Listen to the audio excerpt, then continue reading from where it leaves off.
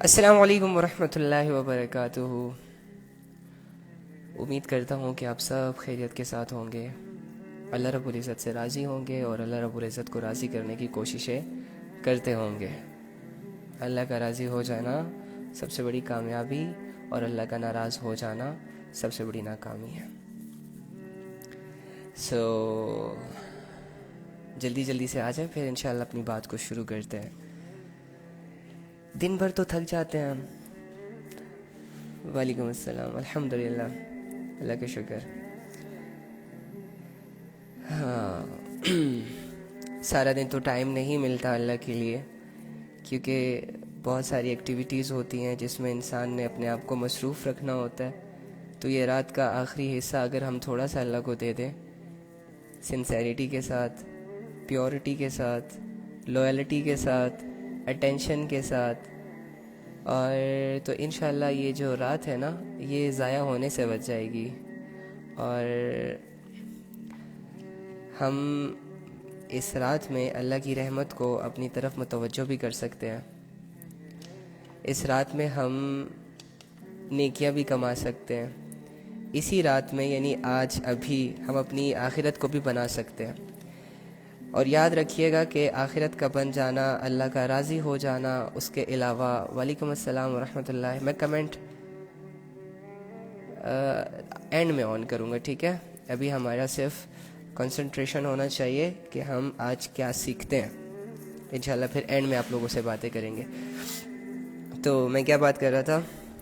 ہاں، اللہ کو راضی کرنا، اللہ کے ساتھ اپنے آپ کو جوڑنا، دنیا کی آزمائشوں سے خود کو نکالنا، دنیا کی محبت دل سے نکالنا اور اللہ کی محبت کو دل میں بٹھانا۔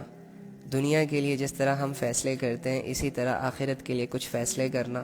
دنیا میں ہم جس طرح باشعور انسان بن کر رہتے ہیں اور بہت بڑے بڑے قیمتی فیصلے کرتے ہیں، اسی طرح آخرت کے لیے کچھ فیصلے کرنا اور اللہ کو اپنی طرف متوجہ کرنے کے کچھ اعمال کرنا، وہ بھی ہم نے کرنے ہیں۔ میری دنیا جیسے میرے اختیار میں ہے، میں اس کو کماتا ہوں، میں اس کو مینیج کرتا ہوں اور میں اس کے لیے محنت کرتا ہوں، اسی طرح میری آخرت بھی میرے اختیار میں ہے۔ صرف میں ہی اس کو بنا سکوں گا، صرف میں ہی اس کے لیے محنت کر سکوں گا۔ بس دوسرے ساتھ دیں گے تو ویل اینڈ گڈ، نہیں دیں گے تو تب بھی میں آرام سے بیٹھ نہیں سکتا، ورنہ میں ایک بہت بڑے نقصان کے حوالے ہو جاؤں گا۔ اور یہی مثال آپ کی بھی ہے۔ جس طرح آپ کی دنیا آپ کے ہاتھوں میں ہے، آپ کے کنٹرول میں ہے، آپ جو بھی کرتے ہیں آپ کو کوئی نہیں روکتا، کوئی نہیں ٹوکتا۔ بہت بڑے بڑے فیصلے آپ کر گزرتے ہیں، چھوٹی چھوٹی عمروں میں بڑی بڑی سوچ لیتے ہیں۔ اسی طرح آپ نے اپنی آخرت کو لے کر بھی سیریس ہونا ہے تھوڑا سا، ادروائز یہ زندگی تو ہے ہی کھیل تماشا۔ آپ اس سے کھیلیں گے، یہ آپ سے کھیلے گی اور زندگی ختم ہو جائے گی۔ پھر وہ چیز شروع ہو جائے گی جس سے ہم نے ہمیشہ کے لیے غفلت کی۔ تو میں یہ سمجھتا ہوں کہ تمام تعریفیں اللہ کی ہیں کہ جس نے ہمیں پیدا کیا، جس نے ہمیں مخلوقات میں انسان بنایا اور پھر انسانوں میں مسلمان بنایا اور پھر مسلمانوں میں حضرت محمد صلی اللہ علیہ وآلہ وسلم کی امت میں سے پیدا کیا۔ دیکھیں نا کتنی بڑی بات ہے۔ کتابوں میں آتا ہے کہ جب پیغمبروں کو پتہ چلا نا کہ آخری امت، یعنی ہم لوگوں کا جب پتہ چلا نا، جب ہمارا نالج ان تک پہنچا کہ ایک ایسی امت آنے والی ہے جو لوگوں کو اللہ کی طرف بلائے گی، یعنی اللہ کی طرف بلانا، اللہ سے موٹیویٹ کرنا، یہ پہلے زمانوں میں صرف اور صرف پیغمبروں کا کام ہوا کرتا تھا، ٹھیک ہے؟ یعنی کہ جیسے نوح علیہ السلام نے اپنی امت کو بلایا، لوط علیہ السلام نے اپنی امت کو بلایا اللہ کی طرف، یوسف علیہ السلام نے اپنی امت کو بلایا اللہ کی طرف، وغیرہ وغیرہ۔ تو پھر جن لوگوں نے لبیک کہا وہ لوگ کامیاب ہو گئے، جن لوگوں نے اگنور کیا وقت کے پیغمبر کو وہ ناکام ہو گئے۔ اینی ہاؤ، ان بڑی ہستیوں کے سامنے جب یہ بات آتی تھی کہ اللہ رب العزت قیامت کے نزدیک آخری امت ایسی پیدا کریں گے کہ جس کے سارے لوگ جنہوں نے بھی یہ کلمہ پڑھ لیا ہوگا، لا الہ الا اللہ محمد رسول اللہ، یہ سارے لوگ یہی کام کریں گے جو پہلے پیغمبر کیا کرتے تھے، یعنی اللہ کی طرف بلانا۔ اور یہ پیغمبر نہیں ہوں گے لیکن پیغمبر کے کام کو دل سے کرنے والے لوگ ہوں گے۔ تو جب پیغمبروں کو یہ بات پتہ چلتی تھی نا، تو ظاہری سی بات ہے وہ اس وقت اکیلے ہوتے تھے, بہت کم لوگ جڑتے تھے ان کے ساتھ. تو وہ حسرت کیا کرتے تھے کہ اللہ یہ امت تو ہمیں دے دے, یعنی اس امت کا پیغمبر ہمیں بنا دے. کتنی لکیسٹ لوگ ہو تم لوگ یار, کہ پیغمبر حسرت کر رہا ہے, دعا کر رہا ہے, امید لگا رہا ہے اللہ سے کہ اللہ مجھے وہ امت دے دے جس میں یہ کوالٹیز ہوں جو خود بھی اللہ پر ایمان رکھیں گی اور دوسرے لوگوں کو بھی اللہ کی طرف بلائیں گی, تو اس سے تو تیرا دین بہت جلدی پھیل جائے گا.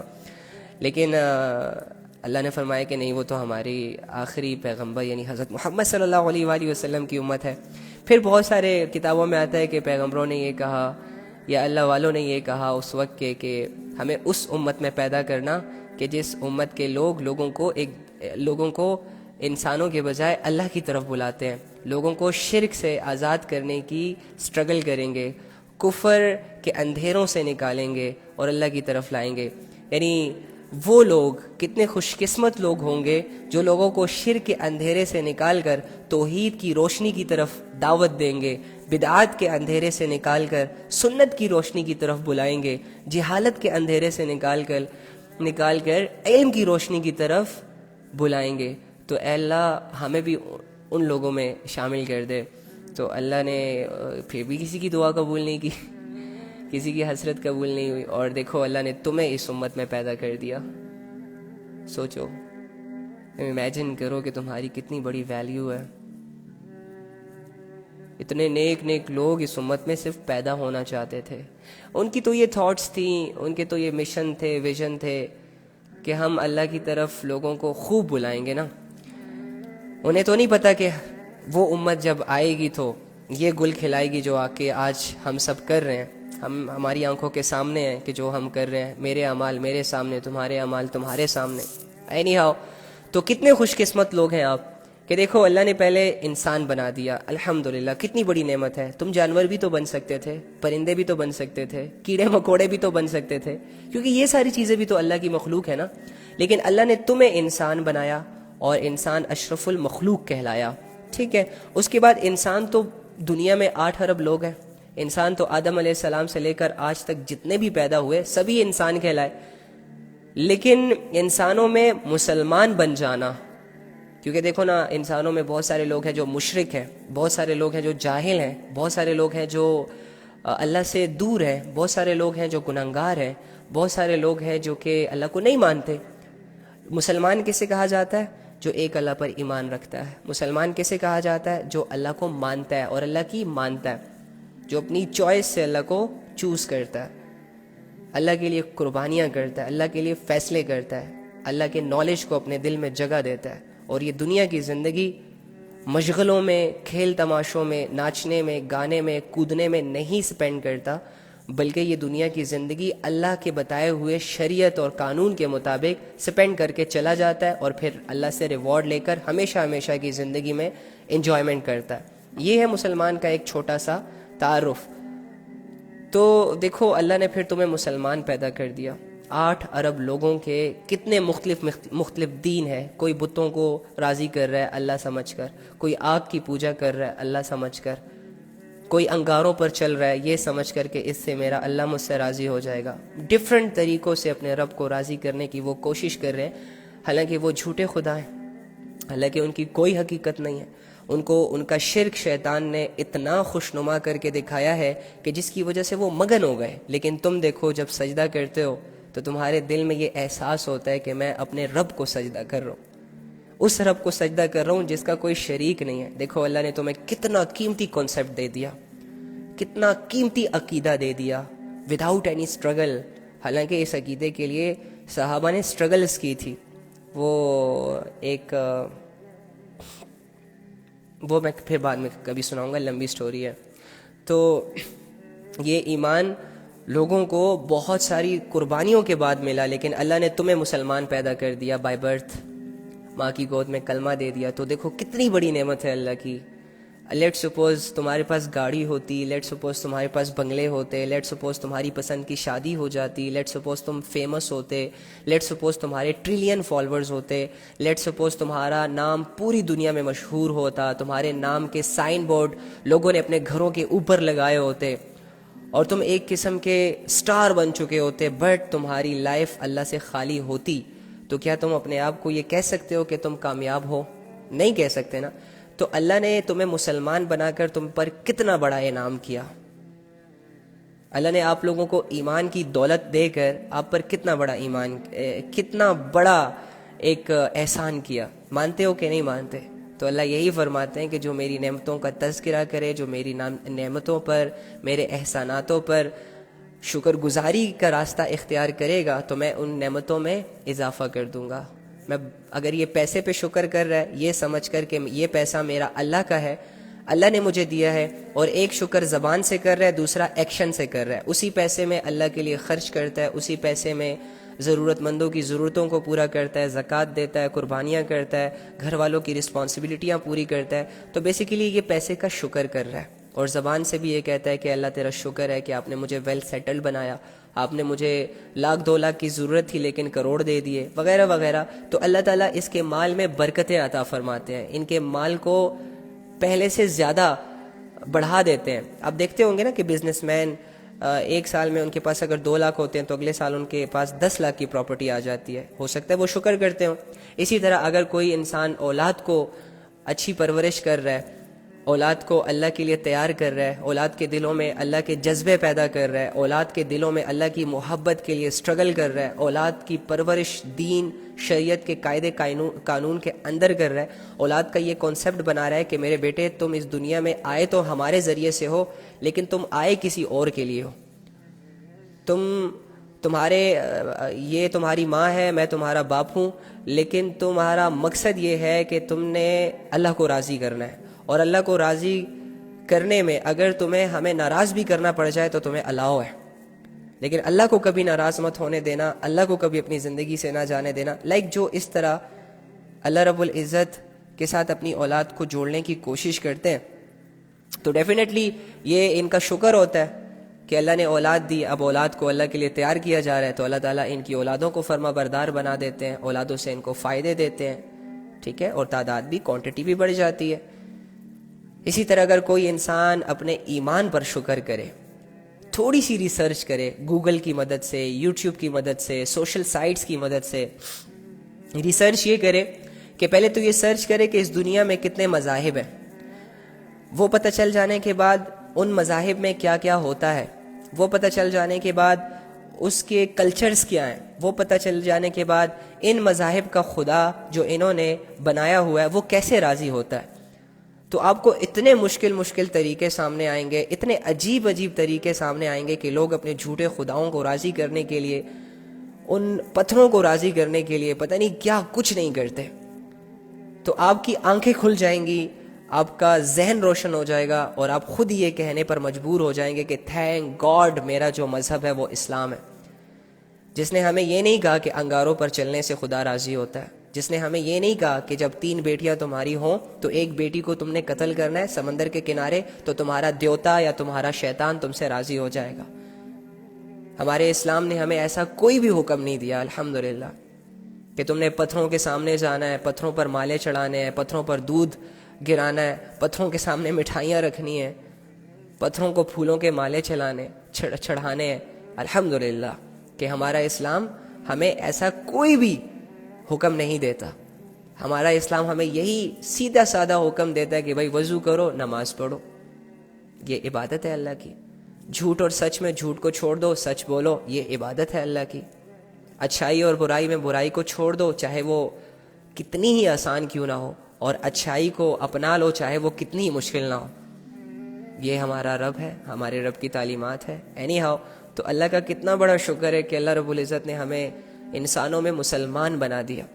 اور پھر دیکھو مسلمان یعنی اللہ کو ماننے والے، اللہ والے تو بہت آئے، بہت چلے گئے. آدم علیہ السلام کے ساتھ جو لوگ مل گئے تھے، جو آدم علیہ السلام کے ساتھ شامل ہو گئے تھے، جنہوں نے آدم علیہ السلام کی بات مان لی تھی، وہ بھی مسلمان کہلائے. نوح علیہ السلام کے ساتھ جو کشتی میں سوار ہو گئے وہ بھی مسلمان کہلائے. حضرت ابراہیم علیہ السلام والے وہ بھی مسلمان ہیں. لوط علیہ السلام کی قوم میں جنہوں نے لوط علیہ السلام کی فرما برداری کی وہ بھی مسلمان ہیں، اللہ کو ماننے والے. لیکن پھر مسلمانوں میں دیکھو ہمیں نبی صلی اللہ علیہ وآلہ وسلم کی امت میں پیدا کر دیا کہ جس امت کے بارے میں ہمارے نبی صلی اللہ علیہ وآلہ وسلم نے فرمایا کہ یہ ساری امت جنت میں جائے گی سوائے اس شخص کے جس نے جنت میں جانے سے خود انکار کر دیا. یعنی جس نے میری اطاعت کی، جس نے نبی صلی اللہ علیہ وآلہ وسلم کی بات مانی، وہ تو جنت میں جائے گا.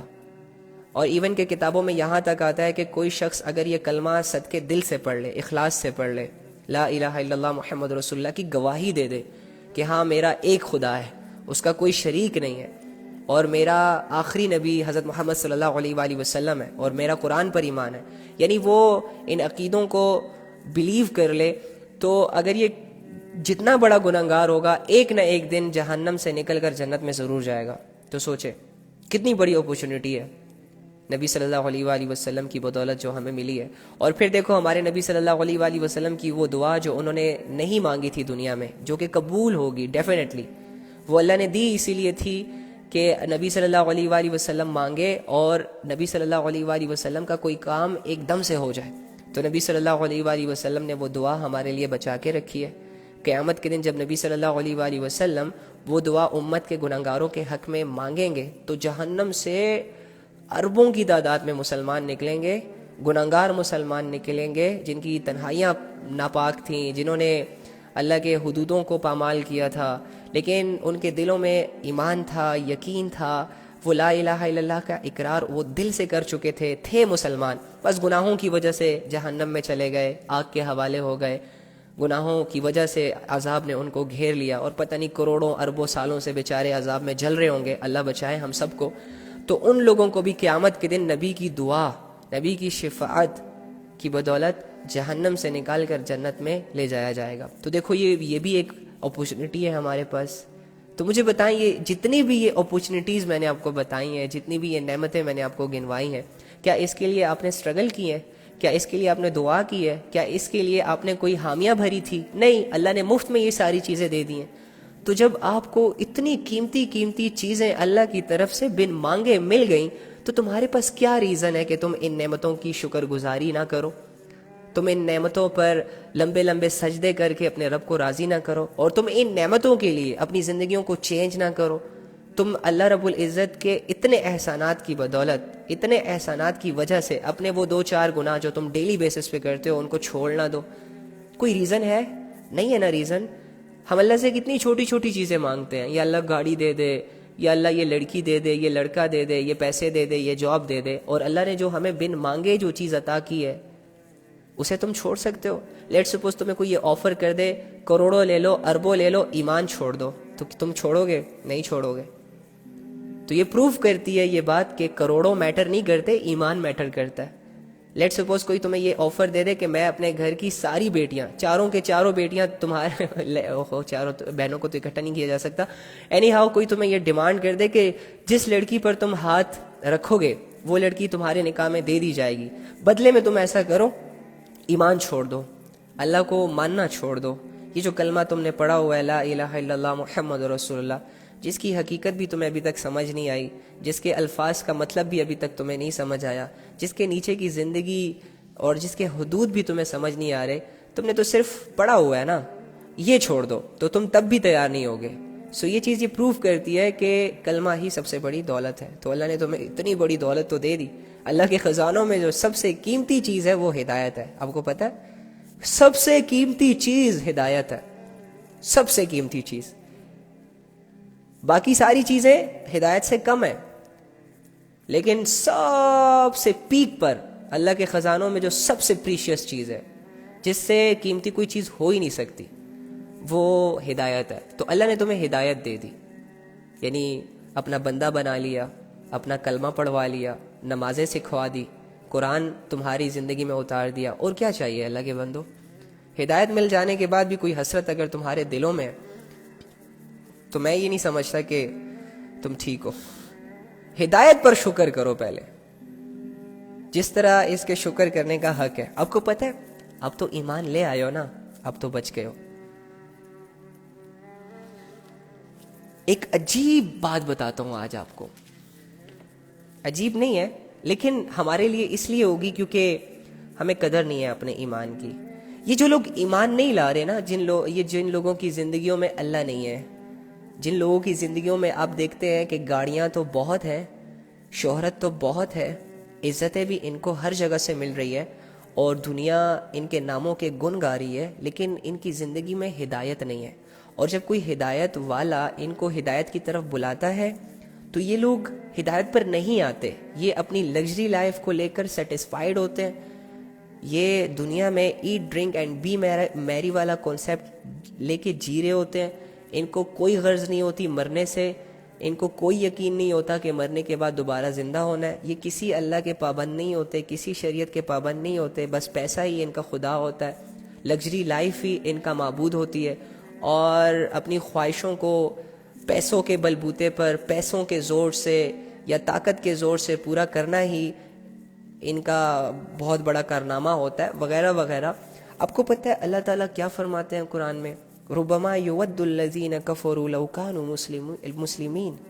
اوئے ہوئے ہوئے ہوئے ہوئے, ایک وقت ایسے آئے گا کہ جب یہ کافر لوگ, یہ جو ایمان نہیں لا رہے, یہ لوگ بڑی تمنائیں کریں گے, بڑی حسرتیں کریں گے کہ کاش وہ مسلمان ہوتے. کیا کریں گے؟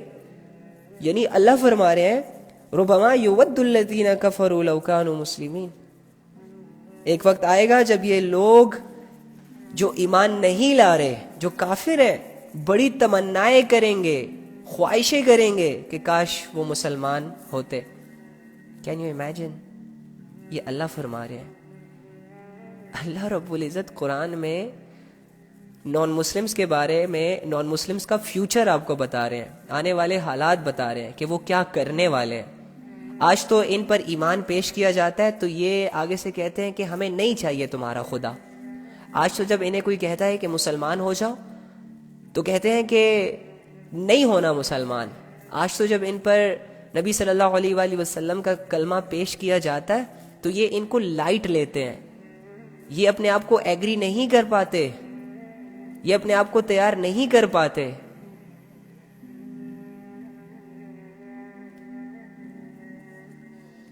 لیکن اللہ کیا فرما رہے ہیں؟ اللہ دیکھ بھی رہے ہیں نا سب کو کہ نان مسلمز پر کلمے پیش کیے جا رہے ہیں, لیکن اس کے باوجود وہ ایمان نہیں لا رہے. نان مسلمز کو مسلمان ہونے کی دعوت دی جا رہی ہے, بلکہ لیکن اس کے باوجود بھی وہ لوگ مسلمان نہیں ہو رہے. اللہ دیکھ رہے ہیں یہ ساری چیزیں. اب لوگوں کو آواز آ رہی ہے میری؟ مجھے کوئی بتا دے, آواز آ رہی ہے؟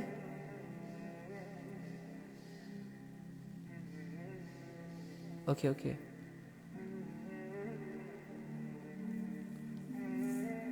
آواز آ رہی ہے آپ لوگوں کو؟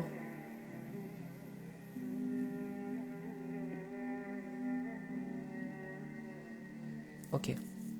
اچھا, سوری میں نے پوچھا اس وجہ سے کیونکہ مجھے لگا جیسے آپ لوگوں کو آواز نہیں آ رہی.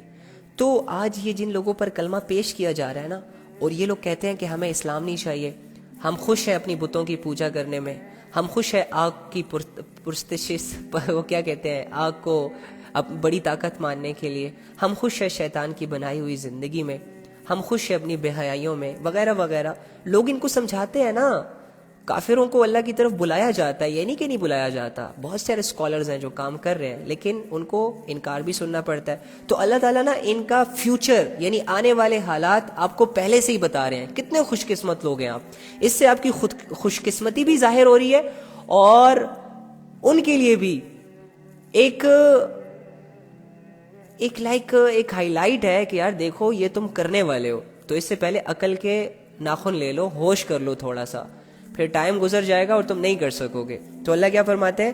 ربما یود الذین کفروا لو کانوا مسلمین, کہ یہ کافر لوگ ایک وقت آئے گا جب بڑی تمنائیں کریں گے کہ کاش وہ مسلمان ہوتے.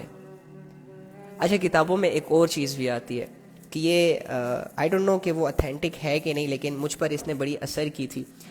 یہ آیت جو ہے نا, یہ کاش والی, جب آپ دیکھیں گے قیامت کے دن کہ مسلمان اور کافر دونوں جہنم کے عذاب میں جل رہے ہیں, ٹھیک ہے, غور سے سنیے گا اس بات کو, لائٹ مت لیجیے گا. یہ بات میری ہدایت کے پہلوؤں میں سے ایک بات ہے, اور اس نے یہ آج تک مجھے اسی لیے یاد ہے, اور میں نے اس کو بہت ڈیپلی جج کیا تھا, بہت زیادہ میں نے امیجن کیا تھا اس چیز کو. میں چاہتا ہوں کہ تم بھی امیجن کرو پلیز. مجھے پتا ہے تمہیں بہت ضروری کام ہے, تم نے کسی کو دیکھنا ہوگا, کسی سے بات کرنی ہوگی, لیکن اللہ سے ضروری تمہاری زندگی میں کوئی بھی نہیں ہے. اوکے سنو, جب کافر اور مسلمان دونوں ایک ہی جگہ جہنم میں جل رہے ہوں گے, کافر اور مشرک اپنے شرک اور کفر کی وجہ سے, اور مسلمان اپنے گناہوں, بے حیائیوں, نافرمانیوں اور غفلتوں کی وجہ سے, تو یہ کافر لوگ جو ہے نا, یہ مسلمانوں کو کہیں گے کہ یار ہم تو اللہ کو نہیں مانتے تھے, اس وجہ سے اس میں گرفتار ہو گئے, آج ہم پر عذاب ہے اللہ کا, لیکن تم تو اللہ کو مانتے تھے, کیا فائدہ, کیا فائدہ دیا تمہیں اللہ کے ماننے کا, تم بھی آج ہمارے ساتھ جل رہے ہو, اللہ نے تمہیں بھی جہنم میں ڈال دیا اور ہمیں بھی جہنم میں ڈال دیا. تو فرماتے ہیں کہ جب اللہ رب العزت یہ بات سنیں گے تو مسلمانوں کے گروہوں کو, مسلمانوں کی بڑی تعداد کو جہنم سے نکال رہے ہوں گے, نکالیں گے اور ان کو کہیں گے کہ جاؤ جنت میں. تو جب کافر لوگ یہ چیز دیکھیں گے کہ آج تو مسلمان جہنم سے نکل نکل کر جنت میں جا رہا ہے, تو تب یہ کہیں گے ربما یود الذین کفروا لو کانوا مسلمین, کہ کاش ہم بھی مسلمان ہوتے. تو یہ تمنا تبھی کی جائے گی نا کہ ہم تو کفر اور شرک کی وجہ سے ہمیشہ ہمیشہ اس جہنم میں رہیں گے, کاش نمازیں نہ پڑھتے, بے حیا ہوتے, گنہگار ہوتے, لیکن مسلمان ہوتے اور مر جاتے تو آج ہم بھی جہنم سے نکال کر جنت کی طرف ہمارا سفر شروع ہو جاتا. تو یہ ایک بہت بڑی حسرت کریں گے اس وقت. تو کتنی بڑی چیز ہے یار, اللہ نے آپ کو ہدایت دے کر آپ پر کتنا بڑا انعام کیا ہے, ذرا سوچے, ذرا سوچے. اور تمہیں کیا چاہیے, لگژری لائف. تمہیں کیا چاہیے, بہت سارا کمفرٹ زون. تمہیں کیا چاہیے, 2-4 چہرے جو تمہیں پسند ہو. تمہیں کیا چاہیے, اچھی سی جاب, اچھا سا بزنس, اچھی سی زندگی 60-70 سال کے لیے, جس میں 15 سال بچپنا نکال دو, 20-25 سال کی جوانی کی گیم ہے, اور 10 سال بڑھاپے کو دے دو. بہت مختصر سی زندگی ہے جو تم نے یہ سوچا ہوا ہے کہ میں اسے ویل سیٹلڈ بنا کے گزارنا چاہتا ہوں. تم ویل سیٹلڈ اگر بن بھی گئے تو بہت تھوڑا عرصہ رہو گے اس دنیا میں, چلے جاؤ گے, ختم ہو جاؤ گے, نام بھی نہیں رہے گا تمہارا. تم کہتے رہو کہ میرے نام کا برانڈ ہے, تم کہتے رہو کہ میں بہت بڑا کوئی فنے خان ہوں, تم کہتے رہو کہ میرے 1 ملین فالوورز ہیں, 2 ملین فالوورز ہیں, میری پوسٹ اتنی ریچ ہوتی ہے, میری بات کروڑوں لوگ سنتے ہیں وغیرہ, میرے چاہنے والے کروڑوں ہیں. تم کہتے رہو. تم اس ساری خوش فہمیوں سے 20-25 سال کے لیے ہی فائدہ اٹھاؤ گے, پھر مر جاؤ گے, یا بڑھاپے میں تمہاری ساری خواہشیں تمہاری آنکھوں کے سامنے پھیکی پڑ جائیں گی. تو اللہ رب العزت نے یہ جو تمہیں ایمان دیا ہے نا, لا الہ الا اللہ محمد رسول اللہ, جو تم نے پڑھا ہوا ہے, اگر تم صرف اس کو 5 منٹ کے لیے سوچو, ویسے سوچو جیسے تم دنیا کو سوچتے ہو, تو اللہ کی سب سے بڑی نعمت کا تعارف تمہیں ہو جائے گا, اور تم بھول جاؤ گے اللہ سے مانگنا. اور آج کے بعد تم جب بھی اللہ کے سامنے آؤ گے صرف شکر لے کر آؤ گے. جب بھی اللہ کے سامنے جھکو گے تو میں یہ سمجھتا ہوں کہ اگر تم نے یہ امیجن کر لیا, اگر تم نے اپنے آپ کو یہ ریئلائز کروا دیا کہ دنیا کی سب سے بڑی دولت, آخرت کی سب سے بڑی دولت, اللہ کے خزانوں میں سب سے بڑی دولت اللہ رب العزت نے آلریڈی مجھے بن مانگے دی ہوئی ہے, تو تم مانگنا چھوڑ دو اللہ سے. ہوتی ہے نا انسان کی اپنی بھی فیلنگز ہوتی ہیں. تمہیں شرم آئے اللہ سے یہ چھوٹی چھوٹی چیزیں مانگتے ہوئے, چھوٹی چھوٹی دعائیں, چھوٹی چھوٹی التجائیں کرتے ہوئے, کہ اللہ نے تمہیں کیا دے رکھا ہے یار, لا الہ الا اللہ محمد رسول اللہ, اپنی ٹیم میں شامل کیا ہے تمہیں, یعنی ان لوگوں میں شامل کیا ہے جن لوگوں کے بارے میں اللہ نے شیطان کو سریعام کہا تھا کہ میں اپنے لوگوں کو گمراہ نہیں ہونے دوں گا, میں اپنے لوگوں پر تیرا جادو نہیں چلنے دوں گا, تیرے وسوسے ان کو گمراہ نہیں کر سکیں گے, تو کبھی بھی ان کے دلوں سے ایمان کا بیج نہیں اکھاڑ سکے گا. میں ان کے دلوں میں ایمان کی شاخوں کو اتنا مضبوط کر دوں گا, اتنی گہرائیوں تک پہنچا دوں گا کہ وہ دنیا کی ساری دولتیں قربان کرنے کے لیے تیار ہو جائیں گے, لیکن ایمان کا سودا کسی صورت بھی نہیں کریں گے. وہ لوگوں سے اپنا تعلق توڑ دیں گے, وہ دولتوں کو سرعام نیلام کر دیں گے, وہ اپنی اولادوں کو قربان کر دیں گے, وہ اپنی دھن دولت عزت شہرت کی بالکل پرواہ نہیں کریں گے، لیکن مجھے راضی کرنے کی اسٹرگل کریں گے۔ سوچو، اللہ رب العزت نے یہ شیطان کو کہا تھا، تو ان لوگوں میں اللہ نے تمہیں شامل کر دیا۔ یہ کم فضیلت ہے، یہ کم نعمت ہے، یہ کم احسان ہے اللہ کے بندو۔ اس کے باوجود بھی تمہیں 2-4 چہرے چاہیے، صرف 1-2 ملین پیسے اور 1-2 ملین فالوورز چاہیے۔ اگر نہ ملے تو مایوس ہو جانا، پریشان ہو جانا، اوور تھنکر بن جانا۔ یہ کرنے آئے ہو تم لوگ یار؟ اتنی چھوٹی سوچ کے ساتھ اتنی قیمتی زندگی کیسے گزارو گے؟ اتنی چھوٹی سوچ کے ساتھ اتنی بڑی آخرت کیسے بناؤ گے؟ تمہیں تو آج تک یہ بھی نہیں پتا چلا کہ تمہیں اللہ نے دیا کیا ہے۔ آپ کو تو اس بات کا بھی احساس نہیں ہو رہا کہ اللہ آپ کے ساتھ کتنے لوئل ہیں۔ آپ تو ابھی تک اپنے آپ کو یہ نہیں سمجھا پائے کہ اللہ ہمارا سب سے بڑا خیر خواہ ہے۔ تو ہم کتنے نکمے ہیں، ہم کتنے غافل ہیں، ہم کتنے ناسمجھ ہیں، ہم کتنے پیچھے ہیں، ہم کتنا زندگی سے دور ہیں۔ زندگی بھی دھوکے میں گزرے گی، آخرت میں بھی پھر دھوکا ہو جائے گا۔ شیطان دھوکا ہی دے گا نا۔ جب ہم یہاں شیطان کی باتیں مانیں گے تو قیامت کے دن ہم نے پتہ ہے شیطان کو کیا کہنا ہے کہ آج ہم تیری وجہ سے یہاں ہیں۔ یہ آج جو ہمارا یہ جو جہنم کا سرٹیفکیٹ جاری ہوا ہے نا، یہ تمہاری وجہ سے ہوا ہے۔ تو پتہ ہے شیطان آگے سے کیا کہے گا؟ وہ کہے گا میں نے کیا کیا ہے؟ میں نے کب تجھے کہا تھا کہ میری مان؟ میں نے تو تمہیں صرف ایڈوائز دی تھی، اور تمہیں ایڈوائز تو دنیا والی بھی دیتے تھے، میں نے بھی دے دی، اس میں کیا برا ہے؟ تو تم دنیا والی کی ہر ایڈوائز کو مان لیتے تھے؟ نہیں، جب تمہیں دنیا کہتی تھی کہ ₹1,00,000 دو واپس نہیں دوں گا، تو کیا تم اسے دیتے تھے؟ نہیں دیتے تھے۔ کیوں؟ کیونکہ تمہیں نفع اور نقصان سامنے تھا کہ میں کیوں دوں۔ تو میں جب تمہیں کہتا تھا کہ گناہ کرو تو نہ کرتے، تمہیں پتہ نہیں تھا اللہ کی جہنم کا؟ تو آج میرا بھی کوئی مددگار نہیں ہے، لہٰذا مجھے بلیم مت کرو، تمہارا بھی کوئی مددگار نہیں ہے۔ سوچو، اگر کوئی ضروری کام ہے جا کے پہلے وہ کر لو، بعد میں آ جانا، کوئی بات نہیں۔ کیونکہ یہ باتیں آپ صرف میرے منہ سے تو نہیں سن رہے، آپ لوگوں نے پہلے بھی سنی ہوں گی، لیکن میں یہ چاہتا ہوں کہ میں آپ کے نالج کو گین نہ کروں، میں آپ کے نالج کو انکریز نہ کروں، میں یہ چاہتا ہوں کہ میں آپ کے ایکشنز کو عمل میں لاؤں۔ کب کرو گے؟ اور میں اپنے لیے نہیں چاہ رہا، تمہارے لیے چاہ رہا ہوں۔ تو جب میں یہاں بیٹھ کے تمہارا بھلا سوچ سکتا ہوں تو تم اپنا بھلا کیوں نہیں سوچ سکتے؟ تم کب تک لوگوں کی صرف سنو گے؟ تم کب تک اپنے اندر علم کے خزانوں کو صرف زیادہ کرو گے؟ عمل کب کرو گے؟ عمل کے میدان میں تم کمزور ہو، عمل کے میدان میں آپ ویک ہیں، عمل کے میدان میں آپ اور میں تھک جاتے ہیں، عمل کے میدان میں اور آپ غافل ہیں۔ اس کا کیا ہوگا؟ اس کا کیا سولوشن ہے؟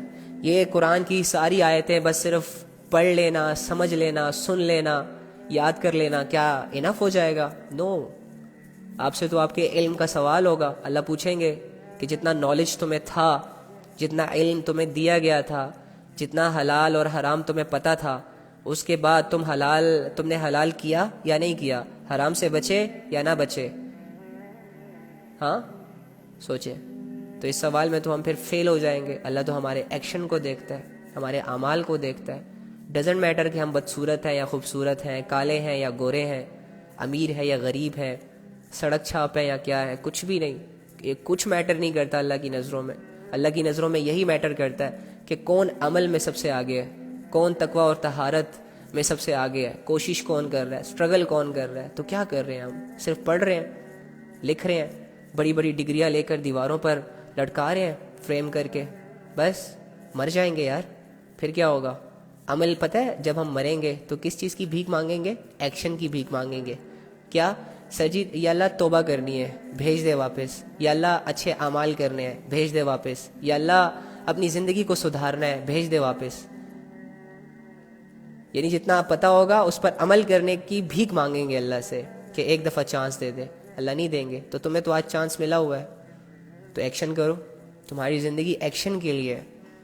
اوکے، سو اللہ تعالیٰ سے دعا ہے کہ اللہ تعالیٰ ہمیں یہ بات سمجھنے کی توفیق عطا فرما دے کہ اللہ رب العزت نے ہمیں بہت بہت بہت بہت زیادہ چیزیں دے رکھی ہیں۔ اور پھر اللہ تعالیٰ اپنے پیغمبر کو کیا کہتے ہیں؟ پھر سن لو اس آیت کو۔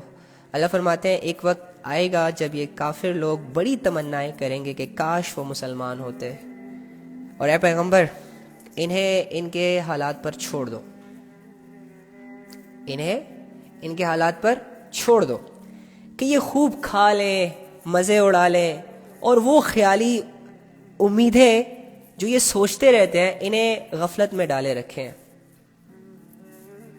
اے پیغمبر کو یہ کہا جا رہا ہے کہ جو لوگ نہیں مان رہے نا، جن کا یہ کانسیپٹ ہے کہ کھاؤ پیو مزے اڑاؤ، اور جو یہ کر رہے ہیں، جن کی زندگی ان کے سامنے کلیئر ہے لیکن اس کے باوجود وہ نہیں آ رہے اللہ کی طرف، جن کو پتہ ہے کہ ہم نے مر جانا ہے، اس کے باوجود دنیا کی محبتوں کو دل میں لے کر گھوم پھر رہے ہیں، جن کو یہ پتہ ہے کہ یہ حرام ہے لیکن لذتیں حاصل کرنے کی خاطر وہ حرام کے کانسیپٹ کو بھول بھلا کر لذتیں حاصل کرتے ہیں، جن کو سمجھایا جاتا ہے کہ مت کرو اللہ کی نافرمانیاں، جن کو یہ پتہ ہوتا ہے کہ اللہ کی نافرمانی ہے اس کے باوجود کر رہے ہوتے ہیں۔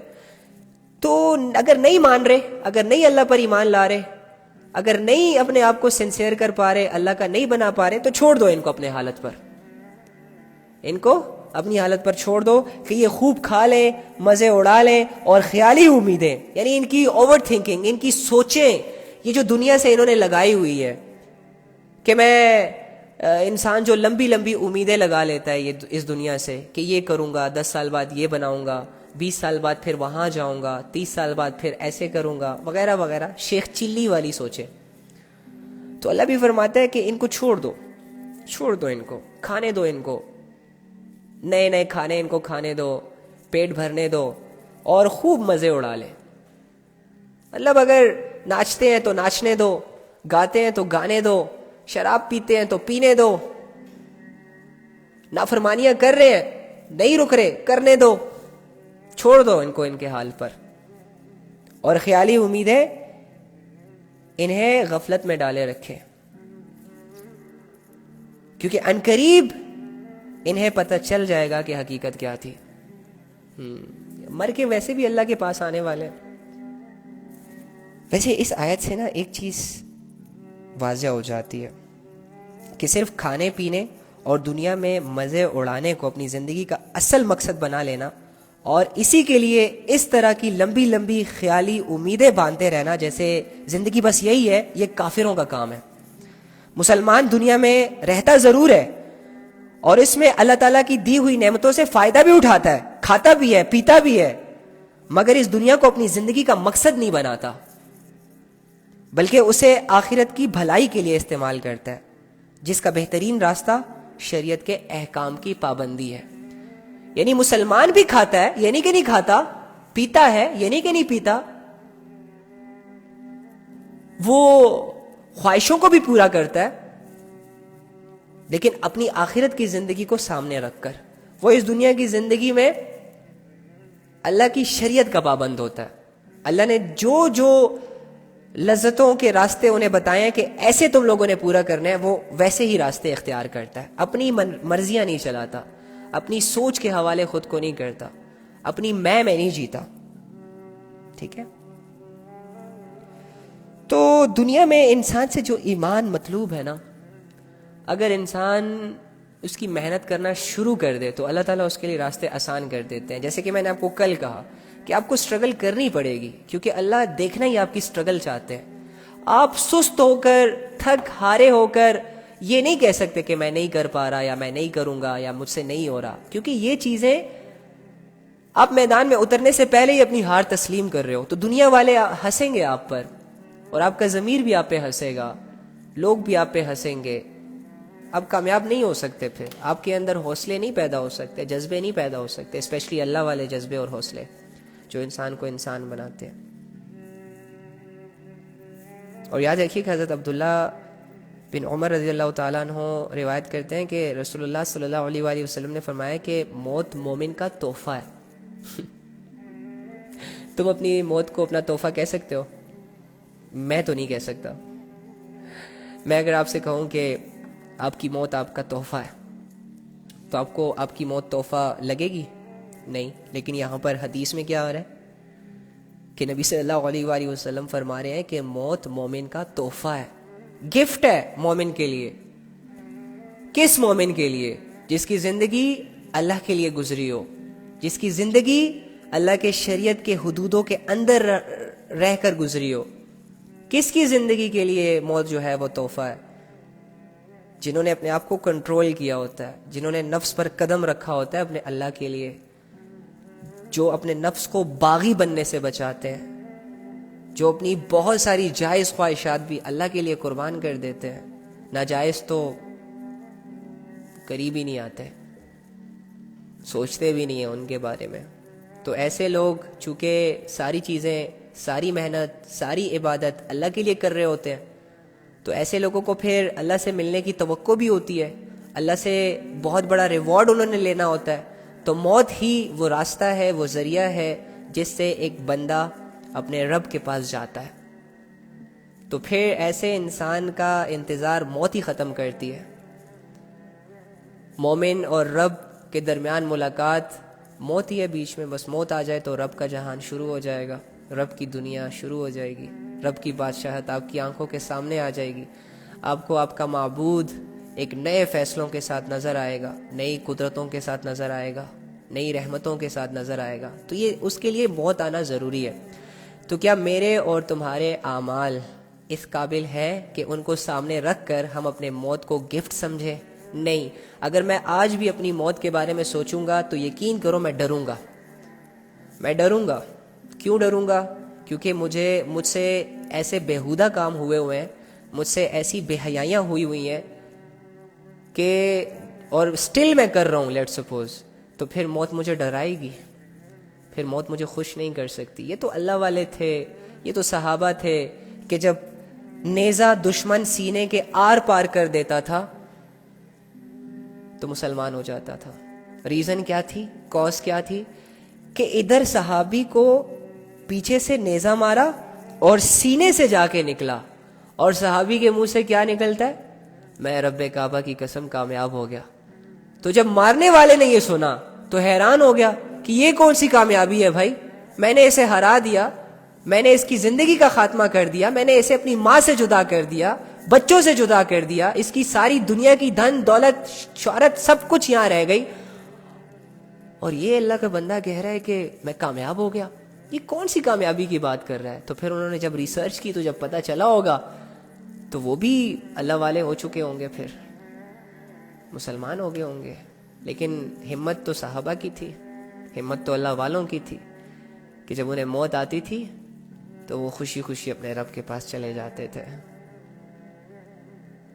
یار یہ باتیں جو ہم تک پہنچائی گئی ہیں نا, یہ اس لیے نہیں پہنچائی گئی کہ ہم کچھ نہ کریں, ہاتھ پہ ہاتھ رکھ کر بیٹھے رہیں اور اسی طرح زندگی گزار دیں جس طرح کے کافر گزار رہے ہیں.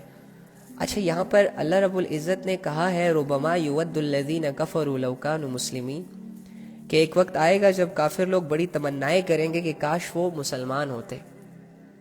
تو جب کافر لوگ اتنی تمنائیں کریں گے تو سوچو اگر مسلمان کسی وجہ سے عذاب میں گرفتار ہو گیا تو وہ کتنی تمنائیں کرے گا, کیونکہ کافر تو اللہ سے غافل ہو کے مرا نا, اس کے پاس تو دنیا میں کوئی اپرچونٹی ہی نہیں تھی, کوئی دوسرا وے ہی نہیں تھا, کوئی چانس ہی نہیں تھا. لیکن مسلمانوں کے پاس تو ایک چانس بھی ہے کہ یہ لوگ اللہ کو مان چکے ہیں, اب یہ عبادتیں کر کے, نیکیاں کر کے, اچھی سوچ, اچھی وائبس کے ساتھ اپنی آخرت بنا سکتے ہیں. لیکن جس کے پاس یہ اپرچونٹی ہو, چانس ہو, وہ بھی اپنے آپ کو جہنم کی آگ سے نہ بچا پایا, تو سوچو اس کی حسرت کا کیا لیول ہوگا, وہ کتنی امیدیں لگائیں گے پھر. یہ میری اور تمہاری بات ہو رہی ہے, جو چلے گئے ان کو چھوڑ دو, وہ چلے گئے, جا کے پوچھو ان کو کہ اب وہ کس حال میں ہے. تو اگر وہ تم سے بات کر سکتے نا تو تمہیں تھپڑ مار مار کے یہ کہتے, یا تمہاری منتیں کر کر کے تمہیں یہ کہتے کہ بیٹا اپنی زندگی اللہ کے مطابق گزارنا, اور جہاں ہم چلے گئے وہاں اللہ کا ساتھ لے کر آنا, ادروائز بہت بڑا رگڑا لگنے والا, بہت تنہائیاں ہیں یہاں پر, کوئی کسی کے کام نہیں آتا, صرف نفسا نفسی چل رہی ہے. تمہیں بتاتے آخرت کے حالات, اور پھر شاید تم اس مردے کی بات کا یقین کر لیتے, کیونکہ انسانوں کو اکثر رب کی بات سمجھ نہیں آتی, انسانوں کو اکثر اللہ کی باتوں پر یقین نہیں آتا. اسی لیے اللہ تعالیٰ نے فرمایا ان الانسان لربہ لکنود, کہ انسان بے شک اپنے رب کا بہت بڑا ناشکرا ہے. ناشکرا کسے کہتے ہیں؟ جو سمجھتا نہیں ہے, جس پر احسان پہ احسان کرو اس کے باوجود وہ احسان کی قدر نہ کرے، جسے بار بار سمجھایا جائے وہ پھر بھی نہ سمجھے، جسے بار بار موقع دیے جائے وہ پھر موقع سے غلط فائدہ اٹھائے، تو ایسے لوگوں کو احسان فراموش ہی کہیں گے نا، ناشکرے کہیں گے، جاہل کہیں گے۔ یہ میری اور آپ کی حالت ہے۔ یقین کریں ان حالتوں کے ساتھ کیا موت ہمارے لیے گفٹ ثابت ہو سکتی ہے؟ کبھی بھی نہیں، کبھی بھی نہیں۔ یہ دو آیتیں اپنے سامنے رکھ لیں، ان کا میں ترجمہ بتا رہا ہوں آپ کو، اور مشکل نہیں ہے، آپ کو سمجھ آ گئی ہے کہ کافر لوگ ایک وقت ان پر ایسا آئے گا کہ یہ لوگ بڑی امیدیں کریں گے، بڑی خواہشیں کریں گے کہ کاش ہم مسلمان ہوتے۔ ایک یہ اللہ کی بات، اور دوسرا نبی صلی اللہ علیہ وآلہ وسلم کی یہ بات سمجھ لیں کہ فرمایا کہ موت مومن کا تحفہ ہے۔ تو اپنے آپ کو ایسا بناؤ، اپنی زندگی ایسے گزارو کہ واقعی موت تمہارا گفٹ ثابت ہو۔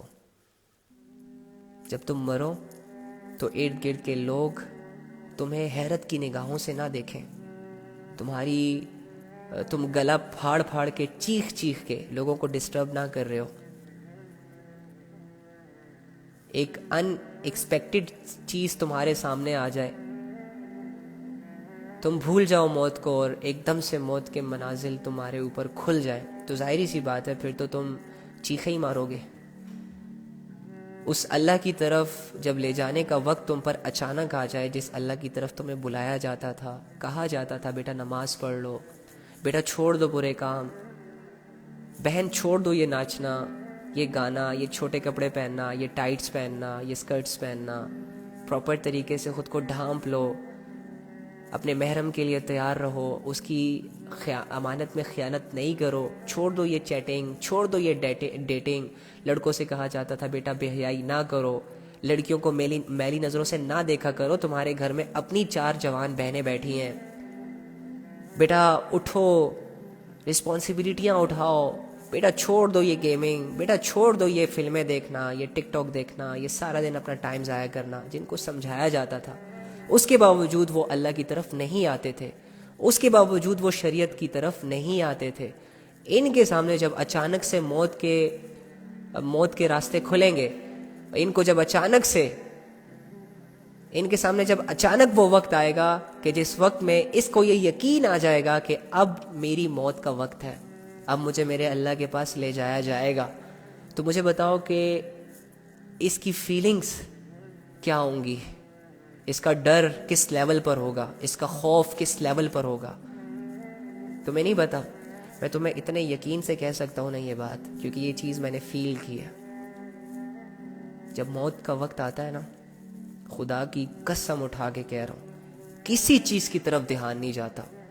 لوگ اپنے جیبوں میں پڑی ہوئی چیزوں کو، قیمتی چیزوں کو بھول جاتے ہیں، اپنے رشتوں کو لفٹ ہی نہیں دیتے، بھول جاتے ہیں اپنا بیک گراؤنڈ، بھول جاتے ہیں اپنے فالوورز، بھول جاتے ہیں اپنی دھن دولت عزت شہرت پیسہ غرور وقار، سب کچھ بھول جاتے ہیں۔ صرف اور صرف اس وقت ایک اللہ یاد آ رہا ہوتا ہے، ایک اللہ، اور اس وقت فیلنگز، جذبات، احساسات، علم، کنسنٹریشن، ساری کی ساری چیزیں اللہ پہ کنورٹ ہو جاتی ہیں، اللہ پہ ڈائیورٹ ہو جاتی ہیں، اسٹریٹلی کوئی ڈسٹربنس نہیں ہوتی۔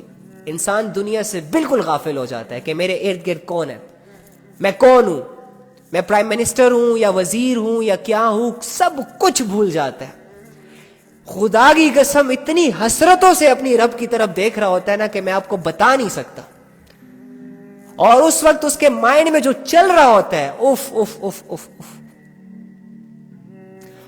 اور وہ جس طرح اپنے رب سے موقع مانگنے کے لیے سسک سسک کے اندر ہی اندر سے، لب تو چونکہ خاموش ہو جاتے ہیں، زبان تو چونکہ ہلنا بند کر دیتے ہیں، لیکن اندر ہی اندر سے جتنی یہ اللہ کی اس وقت منتیں کر رہا ہوتا ہے، اگر اللہ تم پر وہ ظاہر کر دے، خدا کی قسم دنیا کی ساری لذتیں تمہارے سینوں سے نکل جائیں۔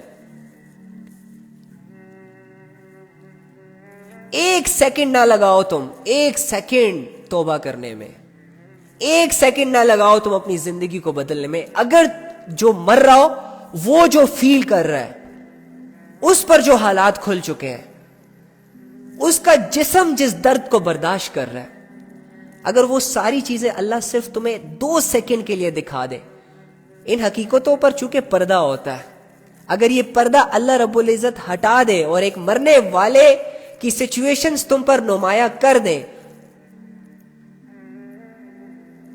تو تم اپنے آپ کو بدلنے میں 1 سیکنڈ نہ لگاؤ.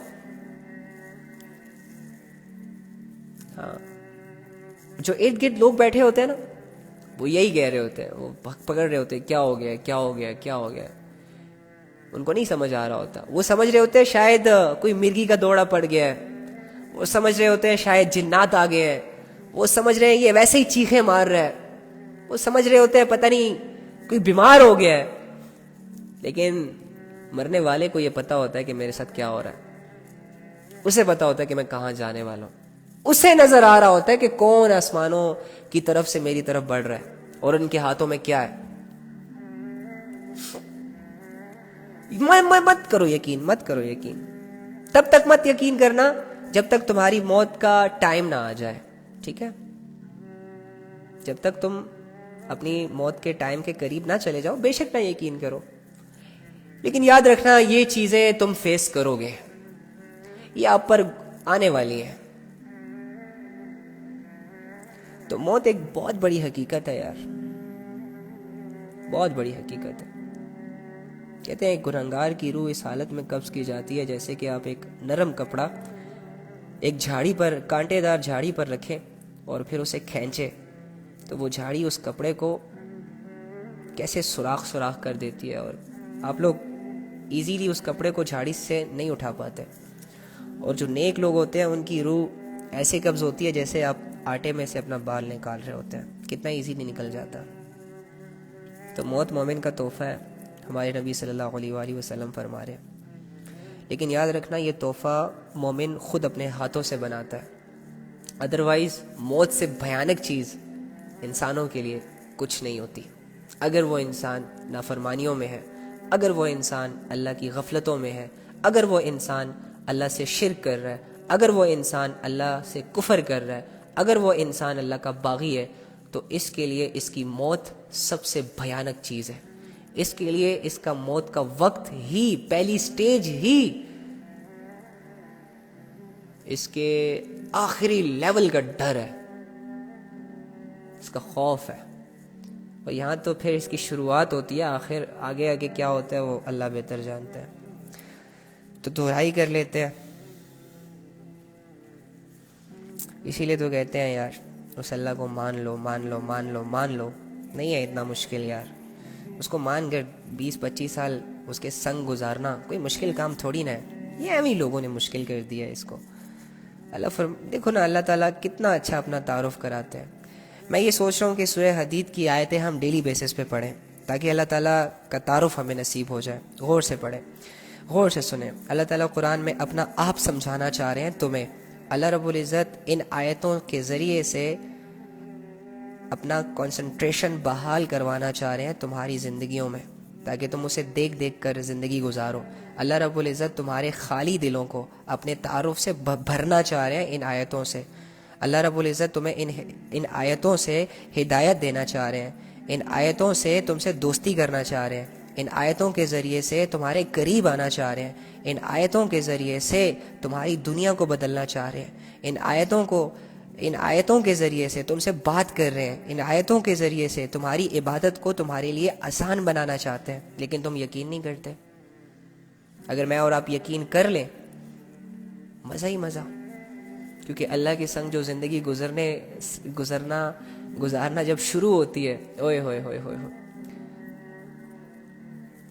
اس کی ایک عجیب ہی کیفیت ہوتی ہے. اللہ فرما رہے ہیں کہ سبح للہ ما فی السماوات والارض وہو العزیز الحکیم. آسمانوں اور زمینوں میں جو بھی چیزیں ہیں وہ اللہ کی تسبیح کرتی ہیں، کیونکہ اور وہی ہے جو اقتدار کا بھی مالک ہے، حکمت کا بھی مالک ہے. لہو ملک السماوات والارض، آسمانوں اور زمین کی بادشاہت اسی کی ہے.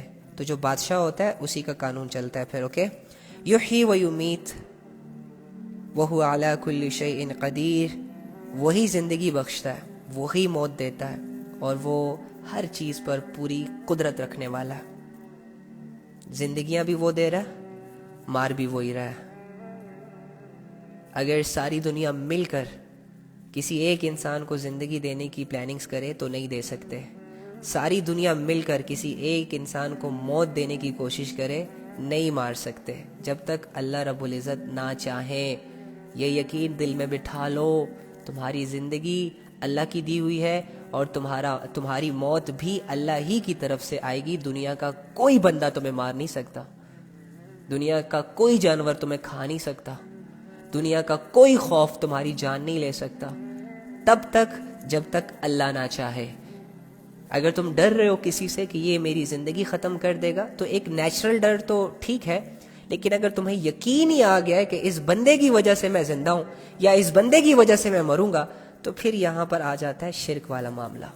تم یہ یقین رکھو کہ تمہارا رب تمہیں زندگی دینے والا ہے، اور اسی کے امر سے، اسی کے فیصلے سے، وہ ٹائم جو اس نے سیٹ کیا ہوا ہے تم اسی وقت مرو گے، پھر چاہے کوئی بھی ذریعہ ہو، پھر چاہے تم بیڈ پہ لیٹے لیٹے مر جاؤ، سوتے سوتے مر جاؤ، چلتے چلتے مر جاؤ، ایکسیڈنٹ ہو جائے، پہاڑ سے گرو، زمین میں گھس جاؤ، جو بھی کرو، وہ تو اللہ کو پتہ ہے، لیکن موت تمہیں اس کی مرضی سے آئے گی۔ تو جب زندگی اور موت اللہ کے ہاتھ میں ہے تو تم سسک سسک کے، چھپ چھپا کے کیوں جیتے ہو؟ حق کے لیے آواز کیوں نہیں بلند کرتے؟ اگر حق کو بولتے بولتے کسی نے تمہارا گلا کاٹ دیا تو اسی کو سمجھنا کہ اللہ رب العزت چاہتے تھے کہ اسی طرح تم مرو، لیکن حق بولو۔ اگر کسی پر ظلم ہو رہا ہے اور تم اس ظالم سے بدلہ لے سکتے ہو یا مظلوم کی مدد کر سکتے ہو تو کرو اس مظلوم کی مدد یار۔ اگر پھر وہ ظالم اس کے ساتھ ساتھ تمہیں بھی مار دے تو سمجھ لینا کہ تمہارا رب یہی چاہتا تھا کہ تم ایسے مرو، لیکن تمہارا آخری عمل تو اللہ والا ہو گیا نا۔ تو اللہ فرما رہے ہیں یحیی و یمیت، میں نے زندگی دی ہے، میں ہی تجھے ماروں گا۔ وہی زندگی دیتا ہے، وہی مارتا ہے، صرف تمہیں نہیں مارے گا، صرف تمہیں نہیں پیدا کر رہا، چیونٹیوں کو وہ پیدا کر رہا ہے جو کہ تعداد میں تم سے زیادہ ہے، مچھلیوں کو وہ پیدا کر رہا ہے جو کہ تعداد میں تم سے زیادہ ہے، پرندوں کو وہ پیدا کر رہا ہے جو کہ تعداد میں تم سے زیادہ ہے، اور پھر ان سب کو وہی مارتا ہے۔ دیکھ لو اللہ کا نظام ہے، زندگی اور موت اسی کے کنٹرول میں، اسی کے ہاتھ میں۔ تو سمجھ جاؤ پھر اپنے رب کو، پھر عبادت کرتے ہوئے یہ سوچا کرو کہ میں اس رب کی عبادت کر رہا ہوں جس نے مجھے پیدا کیا ہے، میں اس رب کے سامنے جھک رہا ہوں جو مجھے موت دے گا، جس کے بغیر مجھے کوئی مار نہیں سکتا، میں اس کی عبادت کر رہا ہوں۔ ہاں، ایسے جذبوں کے ساتھ جب تم نماز میں کھڑے ہوگے تو تمہارے لیے نماز پڑھنا آسان ہے۔ ایسے جذبوں کے ساتھ جب تم اللہ پر بھروسہ کرو گے تو تمہارے لیے بھروسہ کرنا آسان ہو جائے گا۔ وَهُوَ عَلَى كُلِّ شَيْءٍ قَدِيرٌ، اور وہ ہر چیز پر پوری قدرت رکھنے والا ہے۔ یہ نہیں کہ کوئی کام ہے جو اللہ کر سکتا ہے، لیکن کچھ کام ایسے ہیں جو اللہ نہیں کر سکتا۔ اس دنیا میں رونما ہونے والی تمام تبدیلیاں اللہ کرتا ہے۔ اس دنیا میں پیدا ہونے والی چھوٹی چیزوں سے لے کر بڑی بڑی چیزوں تک اللہ نے پیدا کیا ہے۔ بارشیں اللہ ہی برسا رہا ہے، رات اور دن کا آنا جانا اللہ ہی کر رہا ہے، پہاڑ جیسی بڑی بڑی چیزوں کو زمین کے اندر گاڑنا تمہارے رب کی قدرت ہے، کوئی نہیں ہلا سکتا ان کو۔ لیکن تمہارا رب چاہے تو فرماتا ہے میں اسے کیا کروں گا، روئی کی طرح اڑا دوں گا۔ یعنی تمہارا رب گاڑنے پر بھی قادر ہے، اور گاڑنے کے بعد پھر یہ نہیں کہے گا کہ اب تو مجھ سے یہ ہلایا نہیں جا رہا یا اس کو میں تبدیل نہیں کر سکتا، نہیں، وہ کل کو اس کو روئی بھی بنا سکتا ہے، اس کو ایک ہوا بھی بنا سکتا ہے۔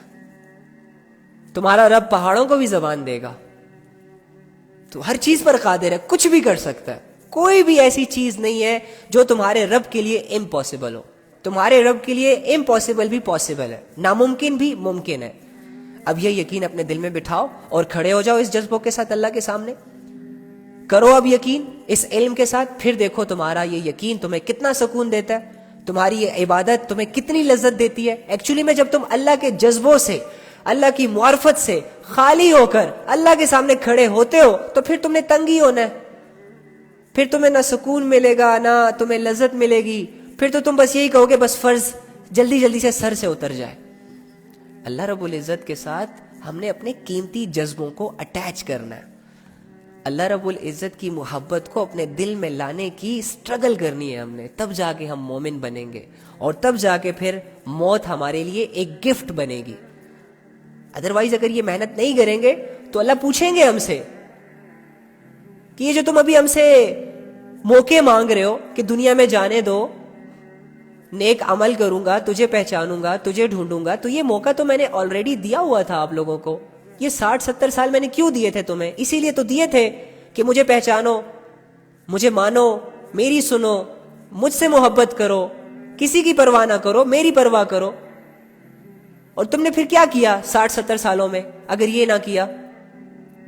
یہ اللہ کھایا پیا. اچھا وہ تو جانور بھی کھاتے ہیں. یہ اللہ بچے پیدا کیے, وہ تو جانور بھی پیدا کر رہے ہیں. یا اللہ بچوں کا خیال رکھا تو وہ تو مرغیاں تم سے اچھے بچے پال لیتی ہیں, بکریاں اچھے بچے پال لیتی ہیں تم لوگوں سے. کیا تم نے پھر دنیا میں؟ کیا کہیں گے ہم اللہ سے؟ اس وقت پھر قرآن یاد آئے گا؟ کہہ سکیں گے کہ اللہ قرآن پڑھا تھا, قرآن کے مطابق زندگی گزاری تھی, قرآن کے حلال کو حلال کہا تھا, حرام کو حرام کہا تھا, جائز کو جائز سمجھا, ناجائز کو ناجائز سمجھا. جب کریں گے تو وہاں کہیں گے نا. تو یہ کرنے کا میدان ہے نا میری بہن, میرے بھائی, یہ کرنے کا میدان ہے نا.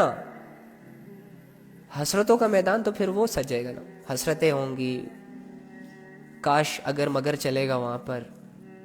ٹھیک ہے, یہاں پر تو کم سے کم کیا جائے. اور اللہ تعالیٰ کیا فرماتے ہیں؟ وَهُوَ الْأَوَّلُ وَالْآخِرُ وَالظَّاهِرُ وَالْبَاطِنُ وَهُوَ بِكُلِّ شَيْءٍ عَلِيمٌ.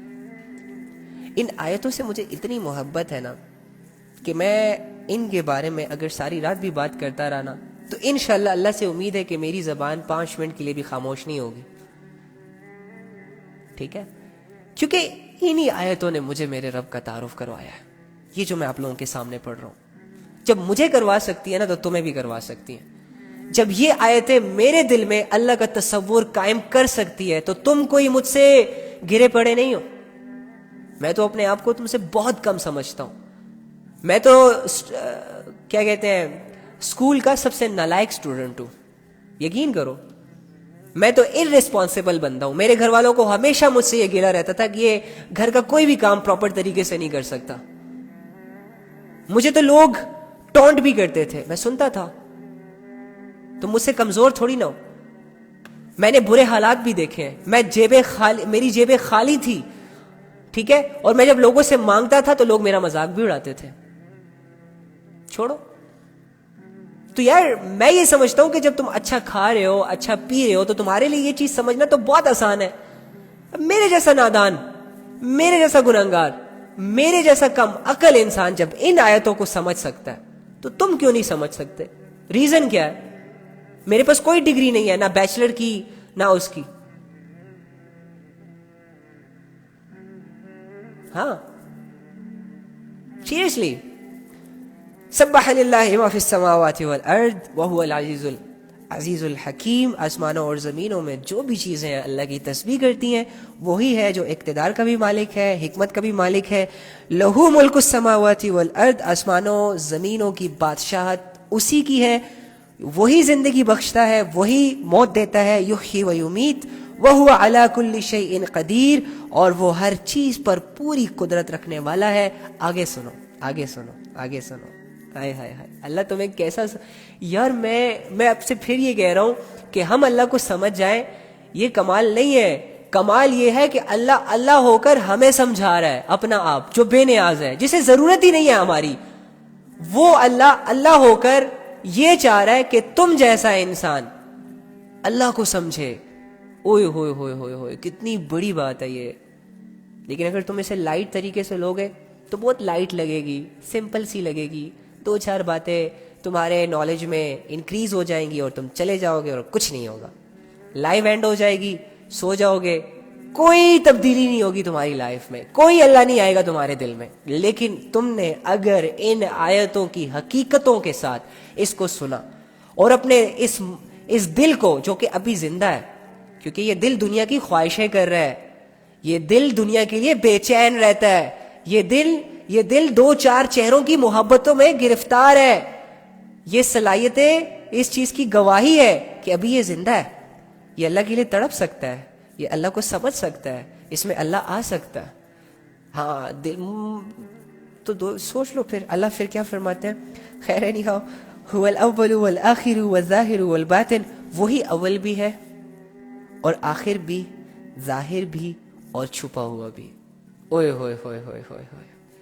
ایک سیکنڈ کے لیے آپ سوچیں کہ اس دنیا میں نہ آپ ہے، نہ آپ کے ماں باپ ہے، نہ یہ دنیا ہے، نہ یہ پہاڑ ہے، نہ آپ کا کوئی فرینڈ سرکل ہے، نہ سوشل میڈیا ہے، نہ جہاز ہے، نہ ٹرینز ہے، نہ یہ زمین ہے، نہ یہ پتھر ہے، نہ یہ پہاڑ ہے، نہ یہ انسان ہے، نہ ہوائیں چل رہی ہیں، نہ آسمان ہے، نہ درخت ہے، نہ چاند ہے، نہ ستارے ہیں، نہ سورج ہے، نہ سیارے ہیں، نہ کوئی پیغمبر ہے، نہ کوئی فرشتے ہیں، کچھ بھی نہیں ہے، ایک بھی چیز نہیں بنی. جو آپ کے نالج میں ہے وہ بھی سب ختم، جس کو آپ نہیں جانتے، جس تک آپ کا نالج نہیں جاتا، جو چیزیں آپ کی نالج میں نہیں ہے لیکن پھر بھی وہ ہے، وہ بھی نہیں ہے. اللہ فرماتے ہیں میں تب بھی ہوں، اول ہوں، اس دنیا میں کچھ بھی نہیں تھا، اللہ ہے. اور وہ فرماتے ہیں آخر بھی میں ہوں. آج اس دنیا میں تمہیں سب کچھ نظر آ رہا ہے، ایک وقت آئے گا یہ سب کچھ ختم کر دوں گا، پہاڑوں کو اڑا دوں گا، سمندروں میں آگ لگا دوں گا، ختم کر دوں گا، پانی کو خشک کر دوں گا، ہواؤں کو روک دوں گا، آسمان کو لپیٹ دوں گا، ستاروں کو توڑ کر زمین پہ گرا دوں گا، زمین کا نظام درہم برہم کر دوں گا، ساری چیزیں ختم ہو جائیں گی، انسانوں کو بھی مار دوں گا، جنات کو بھی مار دوں گا، فرشتوں کو بھی مار دوں گا، ساری مخلوقات مر جائے گی. تب میں پوچھوں گا کس کی ہے بادشاہت، کون ہے آج بادشاہ، کوئی ہے میرے علاوہ؟ تو اللہ کو کوئی جواب دینے کے لیے نہیں ہوگا، تو اللہ خود ہی اپنے آپ کو جواب دیں گے کہ آج میری بادشاہت ہے. یعنی آخر بھی وہی ہے، ساری چیزیں ختم ہو جائیں گی، اللہ رب العزت کو کبھی موت نہیں آئے گی. یہ ہے تمہارا رب، اس کے پاس تم جانے والے ہو، اس کی تم عبادت کرتے ہو، اس سے تم دعائیں مانگتے ہو، جو اتنی بڑی طاقت ہے، جس نے دنیا کے نظام کو بنانے سے پہلے بھی اور دنیا کے نظام کو بنانے کے بعد بھی یہ کہا کہ میں ہمیشہ رہوں گا، اور ختم کرنے کے بعد بھی تمہارا رب موجود ہوگا. وَهُوَ بِكُلِّ شَيْءٍ عَلِيمٌ، اور وہ ہر چیز کو پوری طرح جاننے والا ہے. تم ایک انسان کو کتنا جانتے ہو؟ اس کی دو چار باتیں، اس کے دو چار عادات، اس کے میٹھے اخلاق اور اس سے جڑی ہوئی چند چیزیں. تم کسی انسٹیٹیوٹ کو کتنا جانتے ہو؟ جتنا تم وقت گزارو گے اس سے جڑا ہوا نالج جتنا تمہیں آئے گا اتنا ہی جانو گے. تم اس دنیا کو کتنا جانتے ہو؟ اتنا، بہت چھوٹا. تم اپنے آپ کو کتنا جانتے ہو؟ بہت چھوٹا. کیونکہ اللہ رب العزت پوری طریقے سے، تم اپنے آپ کو بھی پوری طریقے سے نہیں جانتے. تمہیں پتہ نہیں ہے کہ تمہارے دل کے راز کیا ہیں، وہ تو وقت کے ساتھ ساتھ رونما ہوں گے. لیکن اللہ رب العزت تمہارے دل کے رازوں سے بھی واقف ہے. اللہ رب العزت اس دنیا کے سارے علم سے واقف ہے. جتنا بھی نالج ہے اللہ پوری طرح رکھتا ہے. کوئی چیز مخفی نہیں ہے اللہ سے، کوئی بات اللہ سے بھول نہیں سکتا. آدم علیہ السلام سے لے کر قیامت تک کے آنے والے ملین ٹریلینز لوگوں نے جو باتیں کی ہے اللہ کو سب یاد ہے. ایک ایک بات یاد ہے. کس جگہ پر کی وہ جگہ یاد ہے، کس سچویشن میں کی وہ سچویشن یاد ہے، دل کے اندر کیا ارادے تھے وہ ارادہ یاد ہے. صرف تمہارا نہیں، ایک انسان کو سمجھنے کے لیے پوری آتی ہے.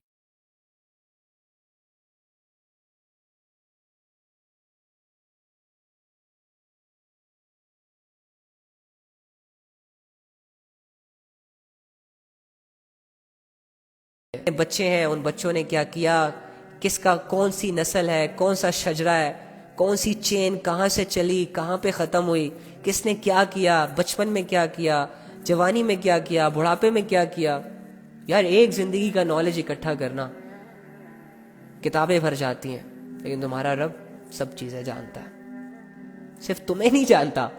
اچھا پھر وہ کیڑے مکوڑوں کی زندگیوں کے بارے میں بھی جانتا ہے، پرندوں کی زندگیوں کے بارے میں بھی جانتا ہے. اور کتنے پرندے آئے ہوں گے اس دنیا میں،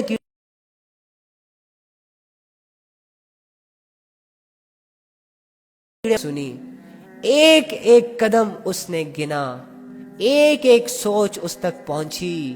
یہ ہے تمہارا رب. تم اس رب کی عبادت کرتے ہو، تم اس رب کے سامنے کھڑے ہوتے ہو، تم اس رب سے اپنی دعائیں مانگتے ہو. تم نے اس رب کا کلمہ پڑھا ہوا ہے جو اپنی ذات میں اکیلا ہے،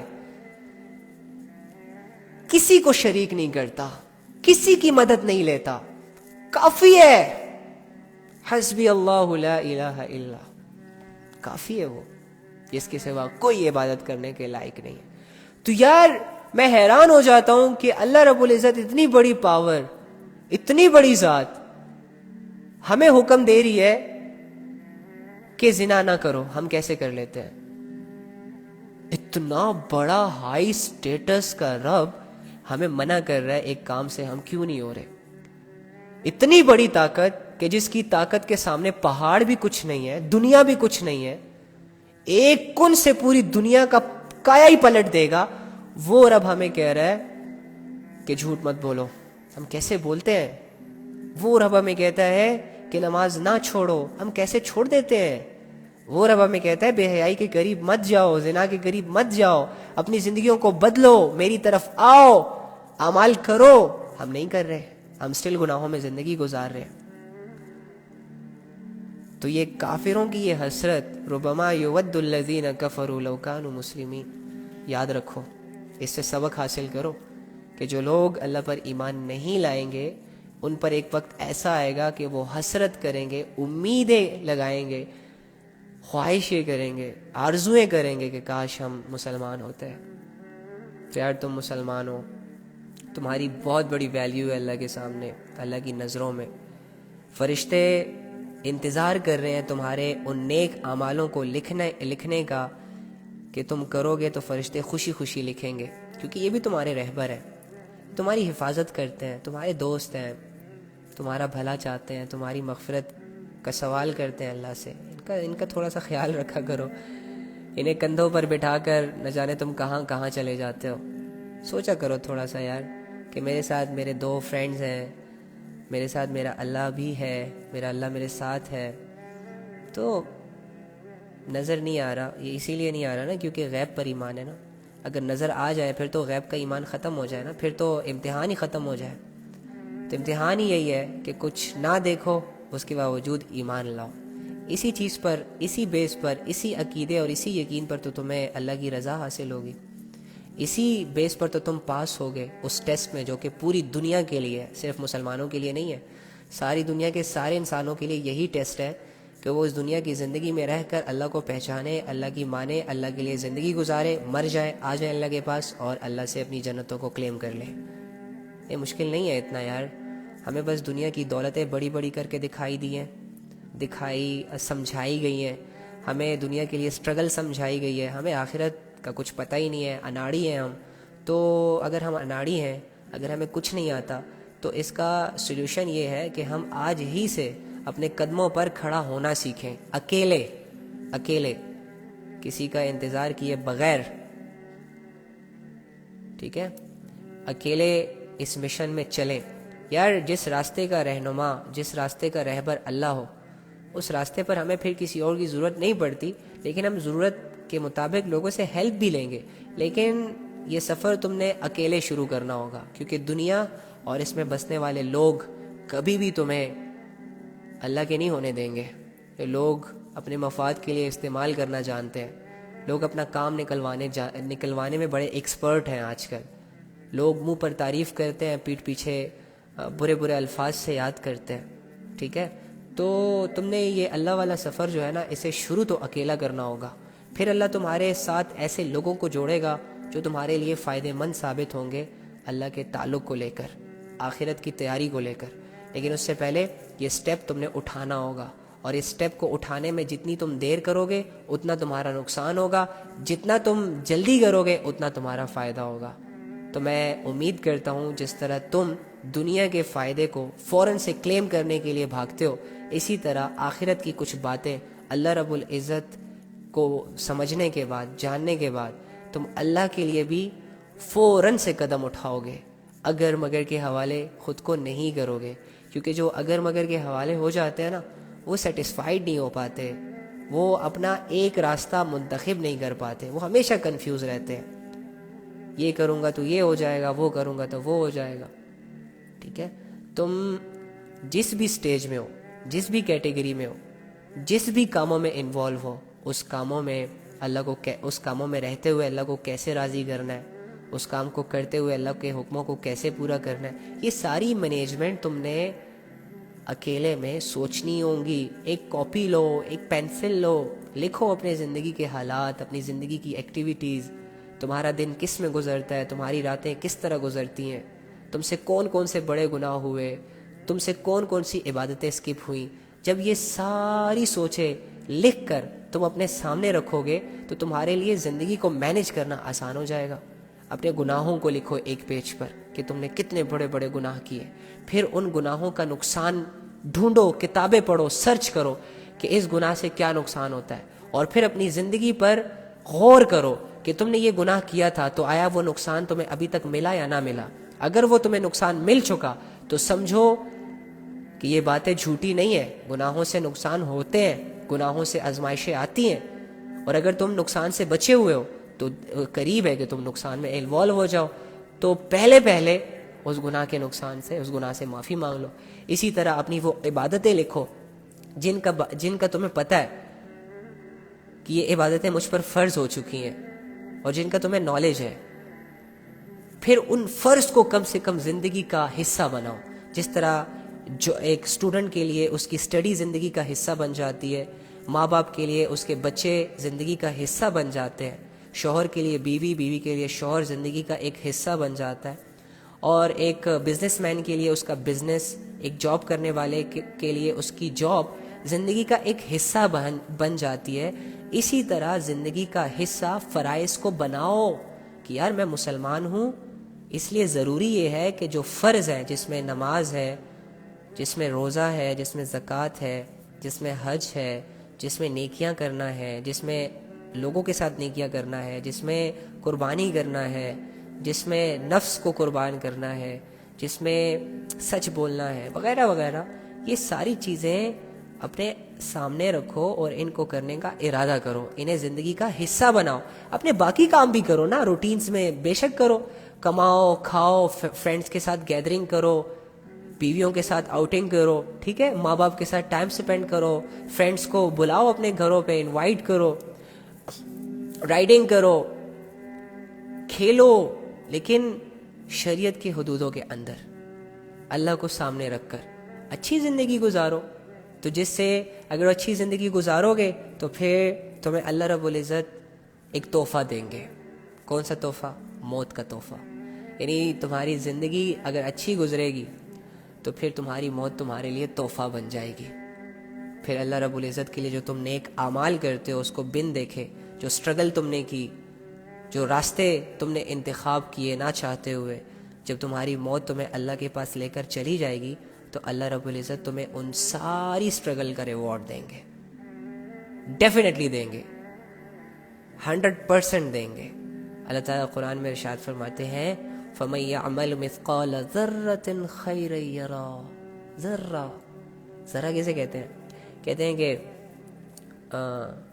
یہ جو سوئی کی نوک ہوتی ہے نا، اس پہ لاکھوں ایٹمز موجود ہوتے ہیں، لاکھوں ایٹمز آ جاتے ہیں. تو ذرا اسی سے ملتا جلتا ایک چیز ہے. یہ ریت کے ایک ٹکڑے کو 100 دفعہ ٹکڑے کرو، اس سے بنتا ہے ایک ذرہ، اس کا نام و نشان ہی نہ ہو، جس کو ظاہری آنکھوں سے دیکھا بھی نہ جائے. تو اللہ فرما رہے اگر تم اتنی چھوٹی سی نیکی بھی لے کر آؤ گے نا میرے لیے تو میں اس کو ضائع نہیں کروں گا. تو سوچو، نماز پڑھنا تو بڑی نیکی ہے، زکوٰۃ دینا تو بڑی نیکی ہے، غریبوں کا خیال رکھنا تو بڑی نیکی ہے، لوگوں سے اچھی بات کرنا بڑی نیکی ہے، ہنس کے بات کرنا بڑی نیکی ہے، لوگوں کی غلطیوں کو معاف کر دینا بڑی نیکی ہے، زنا سے بچنا بڑی نیکی ہے، بڑا مجاہدہ ہے، بڑا جہاد ہے، بے حیائی سے اپنی نظروں کو موڑ لینا بڑی نیکی ہے، ماں باپ کی خدمت کرنا، پاؤں دبانا، گلے سے لگانا، ان کے چہروں پر مسکراہٹ لانا، ان پر پیسے خرچ کرنا، ان پر مال لگانا بڑی نیکیاں ہیں۔ نبی صلی اللہ علیہ وآلہ وسلم کی تمام باتوں پر عمل کرنا سب سے بڑی نیکی۔ اللہ رب العزت کی محبت کے لیے سٹرگل کرنا، اللہ رب العزت کی محبت کو پانے کے لیے اپنے آپ کو تھکانا، اپنے جسموں کو تھکانا، اپنے نفس کے خلاف چلنا سب سے بڑا مجاہدہ ہے۔ تو اللہ ان کو کیسے ضائع کرے گا؟ نہیں کرے گا۔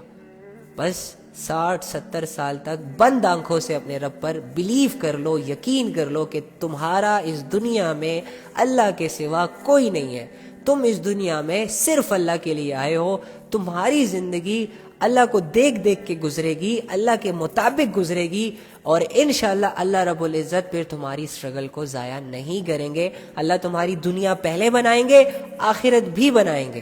اللہ تمہیں دنیا میں پہلے عزتیں دیں گے، آخرت میں بھی عزتیں دیں گے۔ یہ دیکھو ہمارے پرائم منسٹر کو، دیکھو 80% لوگ پاکستانی پرائم منسٹر کے اگینسٹ ہیں۔ آئی ڈونٹ نو وائی، لیکن اگینسٹ ہے۔ چلو ان کے اپنے اوپینینز، ان کو غلط سمجھتے ہیں، لیکن انہوں نے اس دن پارلیمنٹ میں اسپیکر کے سامنے قرآن کی عظمت کے بارے میں تھوڑی سی بات کر دی۔ تو میں ویڈیوز دیکھ رہا تھا کہ کل تک جو لوگ ان کے اگینسٹ تھے وہی لوگ قرآن کی عظمت کے بارے میں بولنے کی وجہ سے اس کو اپریشیٹ کر رہے ہیں۔ یعنی اللہ رب العزت نے اپنی نسبت سے، قرآن کی نسبت سے اسے عزت دے دی۔ جو اس لوگوں کی نظروں میں ذلیل تھا وہ عزیز بن گیا۔ تو تم بھی اگر ذلیل ہو، اللہ سے جڑو گے، عزیز بن جاؤ گے۔ اگر بے عزت ہو تو عزت والے بن جاؤ گے۔ اب ایک کپڑا وہ ہوتا ہے جسے تم اپنے جسموں پر پہنتے ہو، ایک کپڑا وہ ہوتا ہے جس سے تم گاڑیاں صاف کرتے ہو، ایک کپڑا وہ ہوتا ہے جسے تم بیڈ شیٹس کہتے ہو، اس پر لیٹتے ہو، ٹھیک ہے؟ ان کپڑوں کی عظمت، ان کپڑوں کی عزت تو تمہارے دل میں ہے ہی نہیں۔ گندا ہو، لوگ اس پہ چائے پھینک دے، لوگ اسے پھاڑ دیں، تمہارے دل میں ذرا بھی اس کپڑے کو لے کر کوئی محبت نہیں ہے۔ لیکن اگر ایک کپڑا وہ ہے جو قرآن سے جس کی نسبت ہے، یعنی جو غلاف ہے، جس میں تم قرآن رکھتے ہو، اگر اسی کپڑے کو تم کہیں زمین پر دیکھ لو تو کیا کرو گے؟ اپنے سارے کام چھوڑ کر اسے جھاڑو گے، منہ سے لگاؤ گے، چومو گے، اور دوبارہ اس میں قرآن لپیٹ کر رکھ دو گے۔ ہے تو وہ کپڑا، لیکن اس کپڑے کی نسبت کس سے ہے؟ قرآن سے۔ تمہاری نظروں میں وہ عزیز ہے۔ تو تم لوگوں کی نظروں میں، اللہ کی نظروں میں، فرشتوں کی نظروں میں، دنیا کی نظروں میں تب عزیز کہلاؤ گے جب اپنی نسبتوں کو اپنے نبی صلی اللہ علیہ وآلہ وسلم، اپنے اللہ، اپنے دین، اپنے قرآن سے جوڑ لو گے۔ تو پھر 2-4 لوگ تمہیں ذلیل سمجھیں گے، لیکن دنیا کا بیشتر حصہ، بڑا مجموعہ تمہیں عزیز سمجھے گا، عزت والا سمجھے گا، ٹھیک ہے؟ تو اللہ سے دعا ہے کہ اللہ تعالیٰ ہمیں سمجھنے کی توفیق عطا فرمائے۔ آج کی جتنی بھی باتیں ہم نے کی، اللہ سے دعا ہے کہ اللہ اس پر عمل کرنے کی توفیق عطا فرمائے، اور اسے یاد رکھنے کی توفیق عطا فرمائے، اور اسے دوسروں تک پہنچانے کی توفیق عطا فرمائے۔ چلو اب دعا کر لیتے ہیں اللہ سے، اپنے گناہوں کو بھی معافی مانگ لیتے ہیں۔ صبح سے لے کر اب تک نہ جانے میں نے اور تم نے کتنے گناہ کر لیے ہوں گے، ٹھیک ہے؟ عبادتوں میں جو غفلت کی ہے وہ بھی اللہ کے سامنے رکھ لیتے ہیں۔ تو اللہ سے معاملات کو ڈیلی بیسس پہ رکھا کریں، ڈیلی بیسس کا کھاتا اللہ کے ساتھ اوپن کریں، یعنی کہ آج کے معاملات آج ہی رات کے آخری حصے میں اللہ سے حل کروا لیا کریں۔ اگر گناہ کیے تو رات کو معافی مانگ لو، اگر نیکیاں کی ہے تو رات کو قبولیت مانگ لو، اگر غفلت ہو گئی ہے تو مان لو، اور اگر کچھ چاہیے کل کے لیے، آج کے لیے، پرسوں کے لیے، جسے تم اچھا سمجھتے ہو، آج ہی مانگ لو، ٹھیک ہے؟ چلو، اللہم انی اسألک بأن لک الحمد یا بدیع السماوات والارض یا حنان یا منان یا ذو الجلال والاکرام یا حی یا قیوم یا ذو الجلال والاکرام یا اول اولین یا آخر آخرین یا ذی القوة المتین یا راحم المساکین۔ اے اللہ، تمام جہانوں کے مالک، تمام جہانوں کے خالق، اے زمینوں اور آسمانوں کو پیدا کرنے والے، زمینوں اور آسمانوں کے نظام کو چلانے والے، اے تمام دنیا کے بادشاہ، اے رب العالمین، ہمارے گناہوں کو معاف کر دے، ہماری خطاؤں کو معاف کر دے، ہماری غفلتوں کو معاف کر دے، ہماری نادانیوں کو بخش دے۔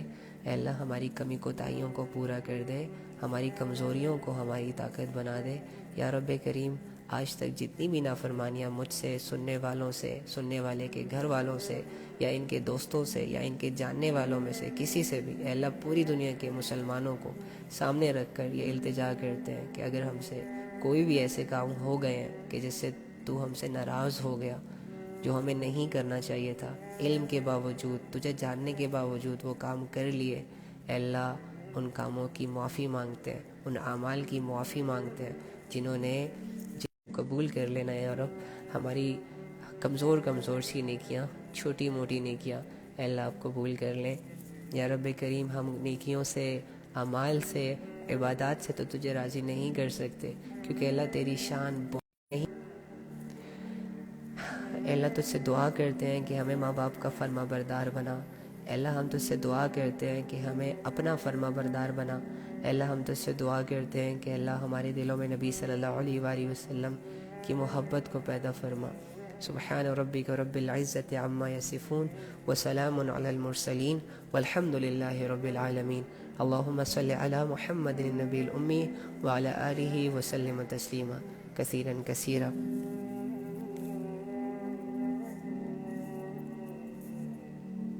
الحمدللہ، اللہ کا بہت شکر ہے کہ اللہ تعالیٰ نے ہمیں آج کے دن اپنی یاد کے لیے قبول کیا، اپنی باتوں کے لیے قبول کیا، اور ہمیں وہ وقت عطا فرمایا کہ جو وقت اللہ کے ساتھ گزرے، اور اس میں آپ لوگوں کی سٹرگل، آپ لوگوں کی طلب میٹر کرتی تھی، جو آپ نے کی تو اللہ نے آپ کو قبول کر لیا۔ اللہ سے دعا ہے کہ اللہ تعالیٰ ہمیں ایسے ہی ڈیلی بیسس پہ جوڑے رکھے، ایک دوسرے کے لیے دعائیں کرنے کی، ایک دوسرے کے لیے اچھے جذبے پیدا کرنے کی توفیق عطا فرمائے، اور ہمارا یہ ساتھ اللہ کے لیے ہو، ہماری یہ باتیں اللہ کے لیے ہوں، اور ہم سے جو بھی نئے لوگ جڑیں وہ بھی اللہ کے لیے جڑیں، اور اگر ہم سے کوئی دور جائے تو وہ اللہ کے لیے جائے، ٹھیک ہے؟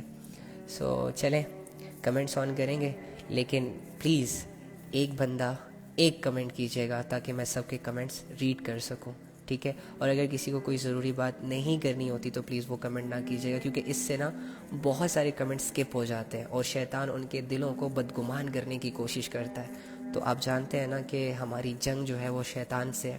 اگر ایک بھی بندہ ہماری لائف سے چلا گیا تو یہ ہماری کمزوری کہلائے گی، ٹھیک ہے؟ ہم نے لوگوں کو جوڑنا ہے اپنے ساتھ، اپنی ٹیم کا حصہ بنانا ہے، ان کو ایجوکیٹ کرنا ہے، اتنا بتانا ہے جتنا ہم جانتے ہیں، اور ان سے بھی سیکھنا ہے۔ سو ان ساری چیزوں کو سامنے رکھ کر، اور دوسرا فرسٹ ہی میں آپ لوگوں کے آگے ہاتھ جوڑ کے معافی مانگتا ہوں اگر میں کسی کا کمنٹ نہ پڑھ سکوں یا کسی کو جواب نہ دے سکوں۔ پلیز شیطان جو آپ کے دل میں یہ وسوسہ ڈالے گا نا کہ اس نے کمنٹ نہیں ریڈ کیا وغیرہ وغیرہ، تو اس سے اپنے آپ کو بھی بچائیے گا، کیونکہ میرا بھی نقصان ہے پھر اور آپ کا بھی نقصان ہے۔ تو بس تقریباً 10 منٹ تک ہم کمنٹس آن کریں گے، اس کے بعد آپ سے اجازت چاہوں گا، پھر تہجد کی نماز پڑھیں گے اور سو جائیں گے، ٹھیک ہے؟ تہجد مسٹ ہے۔ جنہوں نے فجر، ظہر، عصر، مغرب، عشاء میں سے کوئی سکپ کی ہے، کوئی نہ پڑھ پایا، تو وہ ابھی پڑھ کے سوئے گا، اس سے پہلے نہیں سوئے گا، ٹھیک ہے؟ اس کے فرض ادا کرے گا پھر سوئے گا۔ اور جنہوں نے ماشاءاللہ سے فجر، ظہر، عصر، مغرب، عشاء پڑھ لی ہے، وہ تہجد ادا کر کے سوئے گا، 2، 4، 6، 8 جتنی بھی آسان ہے، اور اللہ سے اپنے لیے آج تو ہدایت پہ شکر ادا کرنا ہے ہم نے، ٹھیک ہے؟ شکر کے نفل پڑھنے اور شکر کے سجدے کرنے ہیں، شکر کی دعائیں کرنی ہیں۔ چلیں جی، اپنے قیمتی اوپینینز شیئر کیا کریں، اور اس کے علاوہ اپنے ارادے شیئر کیا کریں، ٹھیک ہے؟ انسان سے متاثر نہیں ہونا، اللہ سے متاثر ہونا ہے۔ اپنے ارادے شیئر کیا کریں، اسپیشلی کہ آج کے بعد انشاءاللہ میں یہ ارادہ کرتا ہوں کہ میں یہ کروں گا، اور مجھے یہ بات سمجھ آ گئی ہے جس کی وجہ سے انشاءاللہ میں اس چیز کی کوشش کروں گا، وغیرہ وغیرہ۔ وعلیکم السلام ورحمۃ اللہ وبرکاتہ۔ وعلیکم السلام ورحمۃ اللہ وبرکاتہ۔ میں بالکل ٹھیک ٹھاک ہوں الحمدللہ۔ السلام علیکم ورحمۃ۔ وعلیکم السلام، وعلیکم السلام، وعلیکم السلام۔ جتنے بھی لوگ سلام کر رہے ہیں وعلیکم السلام، ان کو دل کی گہرائیوں سے وعلیکم السلام۔ کتنے سلامتیاں بٹور لیتا ہوں میں ویسے آپ سے۔ ایک ریکویسٹ ہے آپ سے، جو آیت بتایا کریں وہ کس سورت سے ہے اور کیا آیت نمبر ہے وہ بتا دیا کریں پلیز۔ سورہ ہجر ہے، اس کی فرسٹ آیتیں ہیں۔ اوکے۔ اللہ سب جانتا ہے کون جنت میں جائے گا، کون جہنم میں جائے گا، پھر یہ دنیا کی آزمائش کیوں؟ عاقب بھائی میری بات سنیں، ایسی بات نہیں ہے کہ اللہ رب العزت اپنی مرضی سے لوگوں کو جنت میں بھیجے گا یا اپنی مرضی سے جا کے سلیکٹیو لوگوں کو جہنم میں بھیجے گا، ایسا نہیں ہے۔ اللہ رب العزت یہ جو جانتا ہے نا کہ کون جنت میں جائے گا کون جہنم میں جائے گا، یہ اللہ کا ایکسپرٹ اوپینین ہے۔ جیسے کہ آپ کو لیٹ سپوز بہت سارے اسٹوڈنٹس ہوتے ہیں اور ان کو پڑھانے والا ایک ٹیچر ہوتا ہے، تو وہ ٹیچر امتحان سے پہلے ہی کچھ لوگوں کو کہہ دیتا ہے کہ یہ پاس ہوگا اور یہ فیل ہو جائیں گے، کیونکہ ان کے ایکشن ہی ایسے ہوتے ہیں، وہ نالائق ہوتے ہیں۔ تو ٹیچر کا اپنے اسٹوڈنٹ کے بارے میں یہ کہنا کہ یہ فیل ہو جائے گا، یہ پاس نہیں ہوگا، تو یہ ٹیچر ان کو فیل نہیں کرنا چاہ رہا ہوتا، ایک اوپینین ہوتا ہے اس کا۔ تو پھر اللہ تو ایکسپرٹ اوپینین والے ہیں، ٹھیک ہے۔ تو اللہ یہ جو کہتے ہیں نا کہ میں جانتا ہوں کہ کون جہنم میں جائے گا، تو وہ اسی لیے کہتا ہے کیونکہ بہت سارے لوگ خواہشوں کے پیچھے چلنے والے ہوتے ہیں، بہت سارے لوگ نفس کی مانتے ہیں، ٹھیک ہے۔ بہت سارے لوگوں کو اللہ کا تعارف کروایا جاتا ہے لیکن اس کے باوجود وہ اللہ کی طرف نہیں آتے، تو اللہ نے ایک expert opinion as a opinion یہ کہا ہے کہ میں جانتا ہوں کہ کون جنت میں جائے گا کون جہنم میں جائے گا۔ بھائی وہ فاتر ہے، ظاہری سی بات ہے۔ جب آپ کو لگ جاتا ہے، جب آپ کے ایک استاد کو یہ پتہ چل جاتا ہے کہ یہ بچہ فیل ہوگا کیونکہ اس کے کارنامے ایسے ہیں، تو اللہ تو پھر اللہ ہے۔ تو اس کا یہ مطلب نہیں ہوتا کہ استاد کو اس بچے سے جو ہے وہ دشمنی ہوتی ہے یا استاد اس بچے کو فیل کرنا چاہ رہا ہوتا ہے، بلکہ وہ بچہ اپنے ایکشن سے دکھائی یہ رہا ہوتا ہے، شو یہ کر رہا ہوتا ہے کہ اسے پاس ہونے میں کوئی انٹرسٹ نہیں ہے۔ اسی طرح اللہ رب العزت فرماتے ہیں کہ میں جانتا ہوں کہ کون جنت میں جائے گا کون جہنم میں جائے گا۔ اوکے، سو اس کو کلیئر کریں۔ بھائی اپنا ایمان مضبوط کیسے کروں؟ اللہ تعالیٰ کے نبی حضرت محمد صلی اللہ علیہ وآلہ وسلم، نبی صلی اللہ علیہ وسلم کے صحابہ کو یہ کہتے ہیں کہ جددوا ایمانکم، قیل یا رسول اللہ وکیف نجدد ایماننا، قال اکثر من قول لا الہ الا اللہ، او کما قال نبی صلی اللہ علیہ وآلہ وسلم۔ ہمارے نبی اپنے صحابہ اپنے فرینڈس کو یہی کہا کرتے تھے کہ اپنے ایمانوں کو تازہ کریں۔ کیسے تازہ کریں؟ جب یہ سوال آتا تھا تو فرماتے تھے کہ لا الہ الا اللہ کو کہتے رہا کریں، اپنے آپ کو یہ ریمائنڈر دیا کریں کہ میرا ایک اللہ ہے، یعنی اپنے آپ کو اللہ کے ذکر سے جوڑے رکھے صبح و شام۔ اللہ بھی یہ کہتے ہیں کہ صبح و شام مجھے یاد رکھے۔ تو اس طرح کی سٹرگل، اللہ کو یاد رکھنا نماز کے ذریعے سے، قرآن کے ذریعے سے، نیکیوں کے ذریعے سے، چلتے پھرتے ہر کاموں کو کرتے ہوئے، وہ کام اللہ کے حدود و شریعت کو سامنے رکھ کر کرنے سے اللہ کی یاد دلوں میں تازہ ہوتی ہے۔ اگر آپ جاب کر رہے ہیں، جاب میں اللہ کو یاد رکھیں، جاب میں جس کام کو کر رہے ہیں اللہ کی حدودوں کا خیال رکھیں۔ اگر آپ بازار میں جا رہے ہیں تو اپنی نگاہوں کا خیال رکھیں اللہ کے لیے۔ تو اس طرح نا اللہ کی یاد انسان کے ساتھ روزمرہ کے کاموں میں جڑ جاتی ہے، جس سے اللہ رب العزت مطلب کہ انسان کو فیل ہوتے ہیں، جس سے اس کا ایمان مضبوط ہوتا ہے، تازہ ہو جاتا ہے۔ اور دوسرا یہ کہ جس طرح اب ڈیلی بیسس پہ ہم یہاں اکٹھے ہوتے ہیں، 1 گھنٹہ تم لوگ اللہ کی باتیں سنتے ہو، تو اس کے بعد تمہارا ایمان لیول کہاں پہ چلا جاتا؟ کیونکہ تم لوگ اللہ کے لیے وقت نکالتے ہو، اللہ دیکھتے ہیں پھر تمہارے ایمان کو بڑھا دیتے ہیں۔ اب اگر تم عشاء کی نماز پڑھو تو تمہارے لیے کوئی مشکل نہیں ہوگا کیونکہ تمہارے ایمان لیول بڑھ چکا ہے۔ اب اگر میں کہتا ہوں کہ تم لوگ تہجد پڑھ لو تو ڈیفینیٹلی یہ لائیو اینڈ ہونے کے بعد کتنے لوگ ایسے ہیں جو کہ تہجد پڑھتے ہیں؟ ایزی ہو جاتا ہے نا۔ تو یہ چیز ہے۔ السلام علیکم بھائی، میں نے میسج کیا تھا اس کا رپلائی کر دینا جی، ٹھیک ہے۔ السلام علیکم، اللہ آپ کے علم میں اور برکت دے، آمین، جزاک اللہ۔ ماشاء اللہ علی بھائی، آپ نے بہت اچھی باتیں کی ہیں، اللہ آپ کو جزائے خیر دے، دنیا اور آخرت کی کامیابی عطا فرمائے۔ بہت شکریہ، آپ کی انہی دعاؤں کا محتاج ہوں۔ فجر کے لیے نہیں اٹھا جاتا، کیسے ٹرائی کروں؟ اتنی دفعہ تو فجر کو ڈسکس کر چکے ہیں ہم یار۔ جب ہم دیکھو نیت، پکی نیت یہ کر لینا کہ میں نے فجر میں اٹھنا ہی اٹھنا ہے، اس کے بعد اگر نہ اٹھ سکیں تو یہ ہماری ایک کمزوری تصور کی جائے گی۔ لیکن اگر ہم موویز دیکھیں، لیکن اگر ہم لوگوں سے کالز پہ باتیں کریں اور کرتے کرتے 2 بج جائیں اور پھر غفلت کی نیند سو جائیں اور پھر فجر میں نہ اٹھے، تو یہ ہماری غلطی اور گناہ کہلاتا ہے، ٹھیک ہے۔ تو فجر کی نماز کے لیے الارم لگائیں، نیت کریں، لوگوں کو یہ کہا کریں کہ مجھے ساتھ اٹھائے۔ ان ساری سٹرگلز کے باوجود اگر آپ فجر کے لیے نہ اٹھیں تو کوئی بات نہیں، جیسے اٹھے آپ فجر پڑھ لیں، آپ کی فجر ہو گئی۔ لیکن آپ کوئی سٹرگل نہ کریں، سوچے بھی نہ، نیت بھی نہ کریں، الارم بھی نہ لگائیں، نیت بھی صرف اوپر سے ہے، دل سے نہیں ہے، ارادہ بھی نہیں ہے، تو پھر تو میری کمزوری ہے نا فجر میں نہ اٹھنا۔ یا اگر تم ٹرائی کر رہے ہو فجر میں اٹھنے کی لیکن نہیں اٹھ رہے تو یہ بھی مجاہدہ ہے نا، پھر بھی تمہارے لیے ایک اپرچونٹی ہے، ٹرائی کرتے رہو، انشاءاللہ تم اپنے مشن میں کامیاب ہو جاؤ گے۔ سٹریس نہ لو اس چیز کا، انزائٹی نہ ہو اس کی وجہ سے، پینک نہ کرو خود کو، بس ٹھیک ہے ایک کوشش ہے، تم کر رہے ہو، نہیں ہو پا رہا، تم لائل ہو کوشش میں، سنسیئر ہو کوشش میں، سٹرگل بھی کر رہے ہو، اس کے باوجود نہیں دے رہا جسم تمہارا ساتھ، تو پھر بس یہی کہو کہ یار میں اس چیز کو انشاءاللہ دور کر کے رہوں گی. ٹھیک ہے, بار بار ٹرائی کرو. Try again and again is the key of success. ایک دفعہ ہار جانے سے اپنے آپ کو ہارا ہوا نہ تسلیم کیا کرو, ٹریننگ کی طرف آیا کرو. یہ نہ کہا کرو کہ یہ کیوں نہیں ہو رہا, نہیں کر پاؤں گا وغیرہ وغیرہ. اس سے تم ڈی موٹیویٹ ہو جاؤ گے, اس سے تم اپنے آپ کو ہار جاؤ گے. مطلب کسی بھی معاملے میں کنسنٹریشن نہیں ہوگی آپ لوگوں کو. جو نہیں ہو رہا اس کو کرنے کی کوشش کریں, اور تب تک کوشش کریں جب تک وہ ہو نہ جائے. سمجھ, بس یہ سمپل سا کرائٹیریا.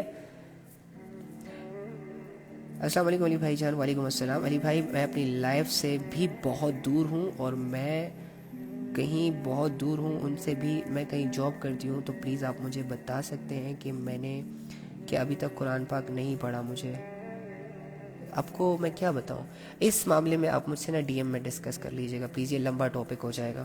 ایک بات پوچھنی ہے آپ سے. جی ضرور پوچھیں. السلام علیکم. وعلیکم السلام. علی بھائی ریفرنس دے دیں پلیز اسکپ نمازوں کے اکٹھا پڑھنے کے متعلق.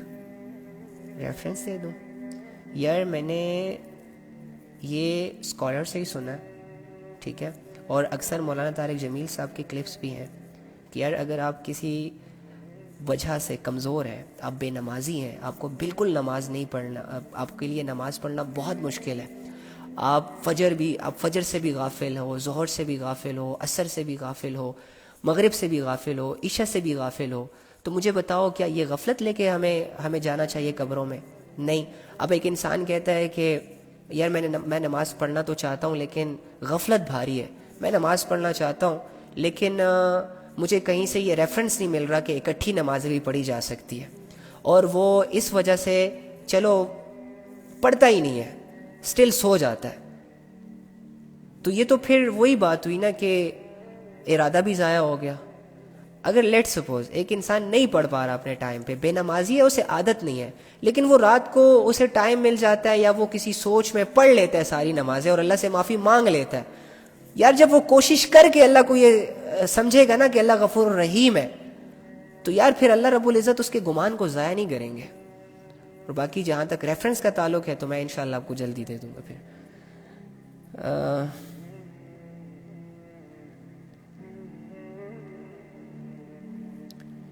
علی بھائی میری امی کے لیے دعا کیجیے, اللہ انہوں نے جنت نصیب کرے. آمین. اللہ رب العزت جتنے بھی ماں باپ اس دنیا سے چلے گئے ان سب کو جنت الفردوس میں اعلیٰ مقام عطا فرمائے.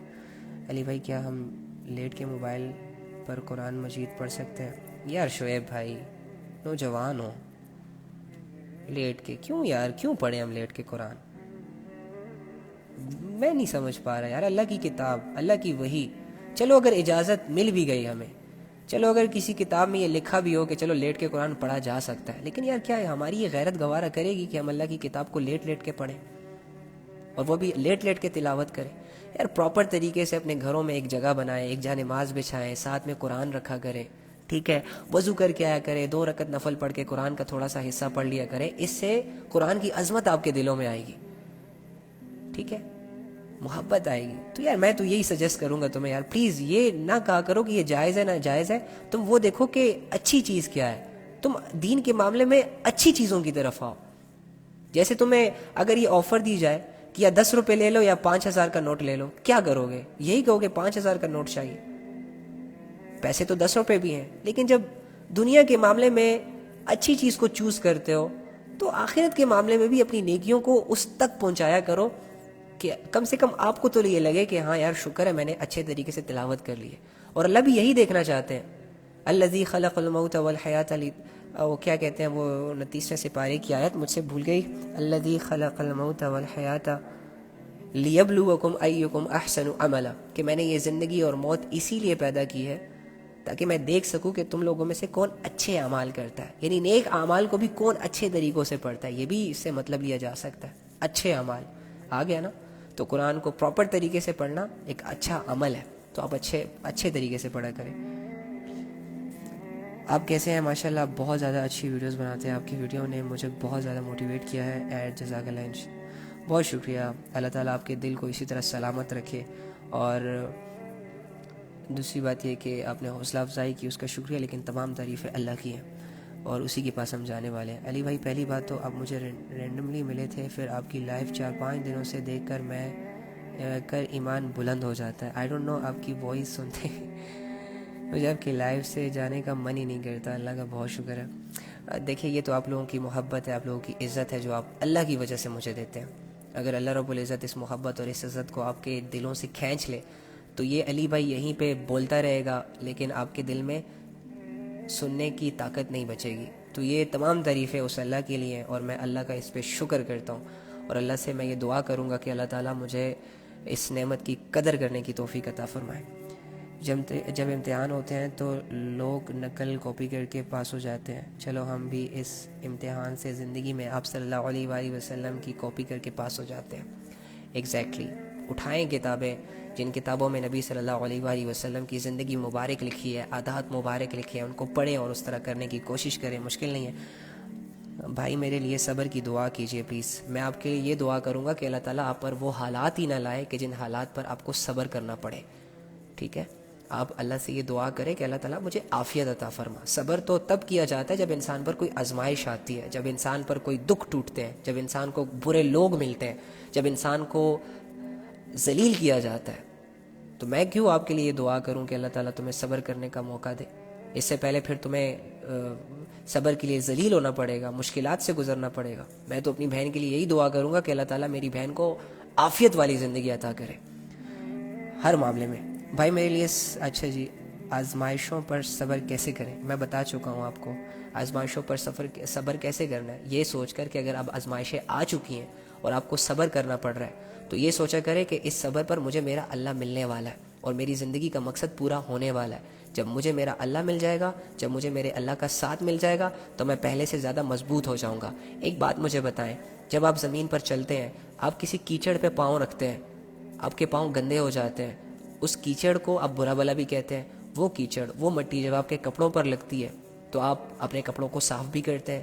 ٹھیک ہے, اس مٹی سے آپ کو کوئی محبت نہیں ہوتی, اس مٹی کی کوئی ویلیو آپ کی نظروں میں نہیں ہوتی. لیکن جب اسی مٹی کو اٹھایا جاتا ہے, اینٹوں کی بھٹیوں پر لے جا کر آگ کی تپش سے گزارا جاتا ہے, اور تب جب یہ مٹی سخت ہو کر آگ کی تپش کو مطلب کہ محسوس کر کے, آگ کی تپش کو برداشت کر کے, انگاروں کی تپش کو برداشت کر کے جب یہ اینٹ بن کر باہر آتی ہے تو مجھے بتاؤ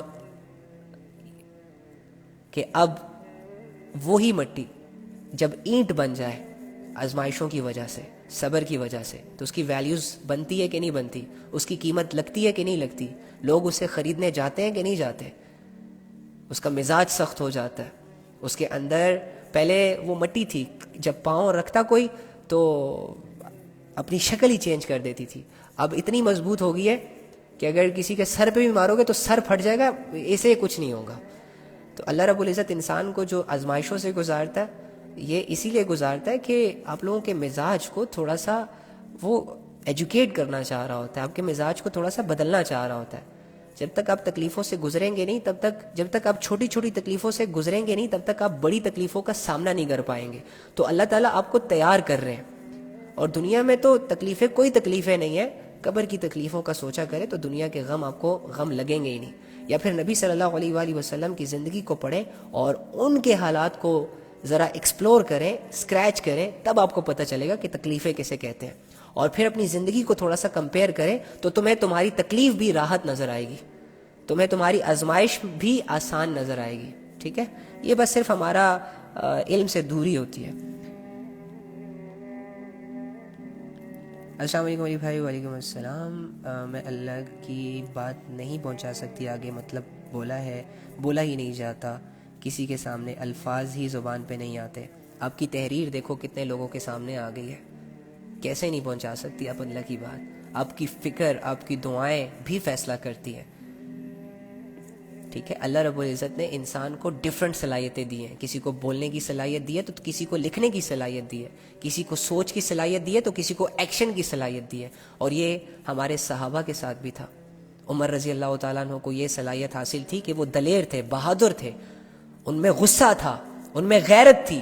تو عمر رضی اللہ تعالیٰ عنہ نے اسی صلاحیت کو دین کے لیے استعمال کیا.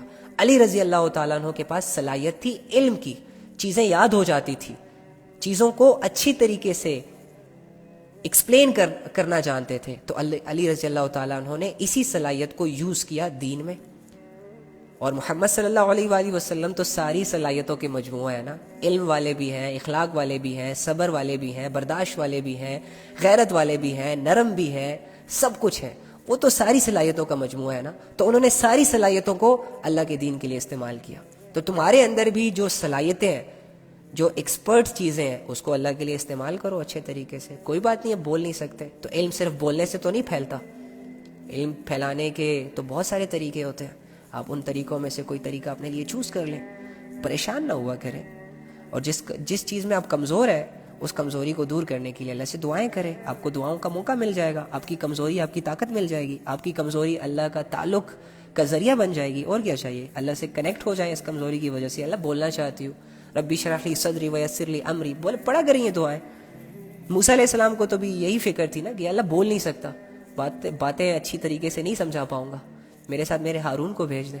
مدد مانگی تھی نا اس نے اللہ سے, تو آپ بھی مانگے اللہ سے. اللہ زندگی تھوڑی رہ گئی ہے, پہنچانا چاہتی ہوں تیری باتیں, کچھ پتہ ہے لیکن بول نہیں پا رہی. اس بولنے کی صلاحیت بھی عطا فرما, اور جو صلاحیت میرے اندر ہے جس کو میں پالش کر کے دین کو فائدہ دے سکتی ہوں وہ صلاحیت بھی مجھے سمجھا. ہے نہیں؟ ہاں ٹینشن نوٹ, اللہ ہے نا. فکر نہیں کیا کرو. ماشاء اللہ پاک قبول فرمائے آپ کی کوششوں کو. ہمارے لیے بھی دعا کیجیے. انشاءاللہ ضرور آپ سب میری دعاؤں کا حصہ ہیں, لیکن میں یہ چاہتا ہوں کہ آپ ہمارے لیے دعا کریں, کیونکہ اللہ آپ کی بہت زیادہ سنتا ہے. بھائی اللہ نے ہمارے ہر چیز سے نوازا ہے, پھر بھی ہم اللہ کو ناراض کر کے زندگی جی رہے ہیں. یہی تو ہماری کمکلی ہے, یہی تو ہماری غفلت ہے. اسی وجہ سے تو ہم جہنم میں جائیں گے, اسی وجہ سے تو ہم نافرمان کہلاتے ہیں. اسی وجہ سے تو اللہ رب العزت کی وہ عزتیں جو اللہ دینے کے لیے تیار ہے وہ کلیم نہیں کر پا رہے. یہی تو کمزوری ہے. اسی کو تو نکالنے کے لیے ڈیلی بیسس پہ اکٹھا ہوتے ہیں. کوئی رواج تو نہیں ہے, کوئی کلچر تو نہیں ہے, کوئی فارمیلٹی تو نہیں ہے کہ آیا باتیں کی اور چلے گئے. نہیں, ہمارا یہ جو گھنٹہ ہے کس لیے؟ اسی کمزوری کو دور کرنے کے لیے کہ اللہ سمجھ آ جائے. اس کی ایک ناکام کوشش کر رہے ہیں, اور اسی ناکام کوششوں میں انشاءاللہ میں کامیابیاں ملیں گی. بھائی لوگوں کو بتایا جائے جس کو ہدایت مل جاتی ہے انہیں سورہ ال عمران کی آیت نمبر 8 دعا کے لیے ڈیلی پڑھیں سب لوگ. جی ٹھیک ہے میرے بھائی کی باتیں ماشاءاللہ. جزاک اللہ میری بہن, اللہ تعالیٰ آپ کو خوش رکھے, کامیاب کرے. بھائی تہجد کی نماز میں دعا کیسے مانگے؟ بھائی کیسے مانگے میں بتاتا ہوں کیسے مانگتے ہیں دعائیں. اللہ کے پاس جایا کرے, تھوڑا مسکرایا کرے, پریشانیوں کو بھول جایا کرے.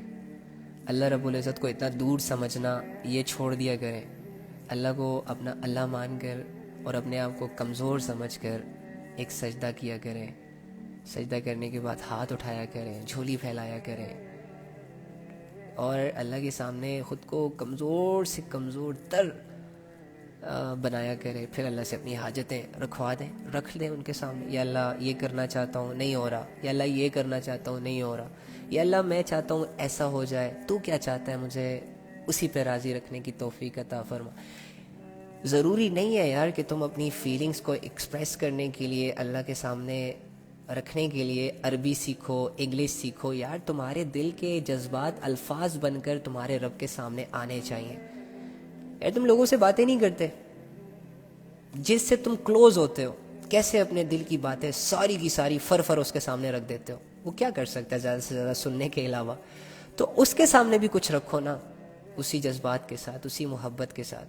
جو سنے گا بھی قدر بھی کرے گا, گناہوں کو بھی معاف کرے گا, اور مدد بھی کرے گا, اور فیصلے بھی کرے گا. ٹھیک ہے. السلام علیکم بھائی, پلیز ہمارے نبی صلی اللہ علیہ وسلم کے بارے میں ایک بار بیان کیجیے نا, اللہ پاک کا واسطہ پلیز. معین بھائی, ہم نے الحمدللہ نبی صلی اللہ علیہ وآلہ وسلم کے بارے میں پورا ایک لیکچر کیا ہے, جس کو میں ابھی ریسنٹلی میں اسے دوبارہ اپنے اکاؤنٹ پر اپلوڈ کرنے والا ہوں. اب وہ سنیے گا, ٹھیک ہے. اور ہم ڈیلی بیسس پہ یار نبی صلی اللہ علیہ وآلہ وسلم کو یاد رکھتے ہیں. ہمارے ہر لیکچر ہی نبی صلی اللہ علیہ وآلہ وسلم سے جڑنے چاہیے. ان کی ایفرٹس بہت ہیں ہمارے لیے. ان کے لیے کوئی الگ سا ٹائم نکال کے الگ سے موقع پر بولنا, یہ ان کی شان کی خلاف ہے. ان کی شان یہ ہے کہ ان کو ہر دم یاد رکھا جائے. اوکے.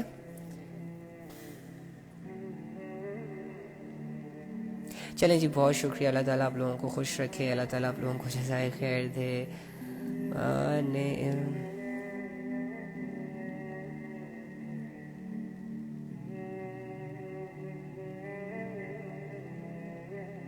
اچھا مولانا طارق جمیل صاحب نے اس لیے بولا تھا کہ جو لوگ نماز قضا کرتے ہیں وہ لوگ کم سے کم سونے سے پہلے پڑھ لیں تو کم سے کم نماز تو ہو جائے گی. یہ ان کے اپنے ورڈز ہیں, سمجھانے کے ریفرنس نہیں ہے اس کا. شمع خان کہہ رہی ہے ٹھیک ہے, بالکل میں ایگری کر لیتا ہوں اس بات سے.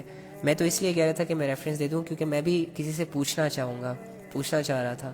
میں نے بھی یہ سنا تھا کہ ہمیں ایسا کر لینا چاہیے, اور میں نے خود بھی یہ چیز ٹرائی کی ہے شروع کے دنوں میں. جب مجھے نماز کی عادت نہیں تھی تو میں نمازوں کو اس کے وقت پر نہیں پڑھ پا رہا تھا, تو میں نے یہ بات سنی ہوئی تھی, اسی لیے تو پھر رات کو میں جب سونے سے پہلے ساری نمازیں پڑھتا تھا اور اللہ سے یہ کہتا تھا کہ یا اللہ مجھے اپنے ٹائم پر نماز پڑھنے کی توفیق عطا فرما.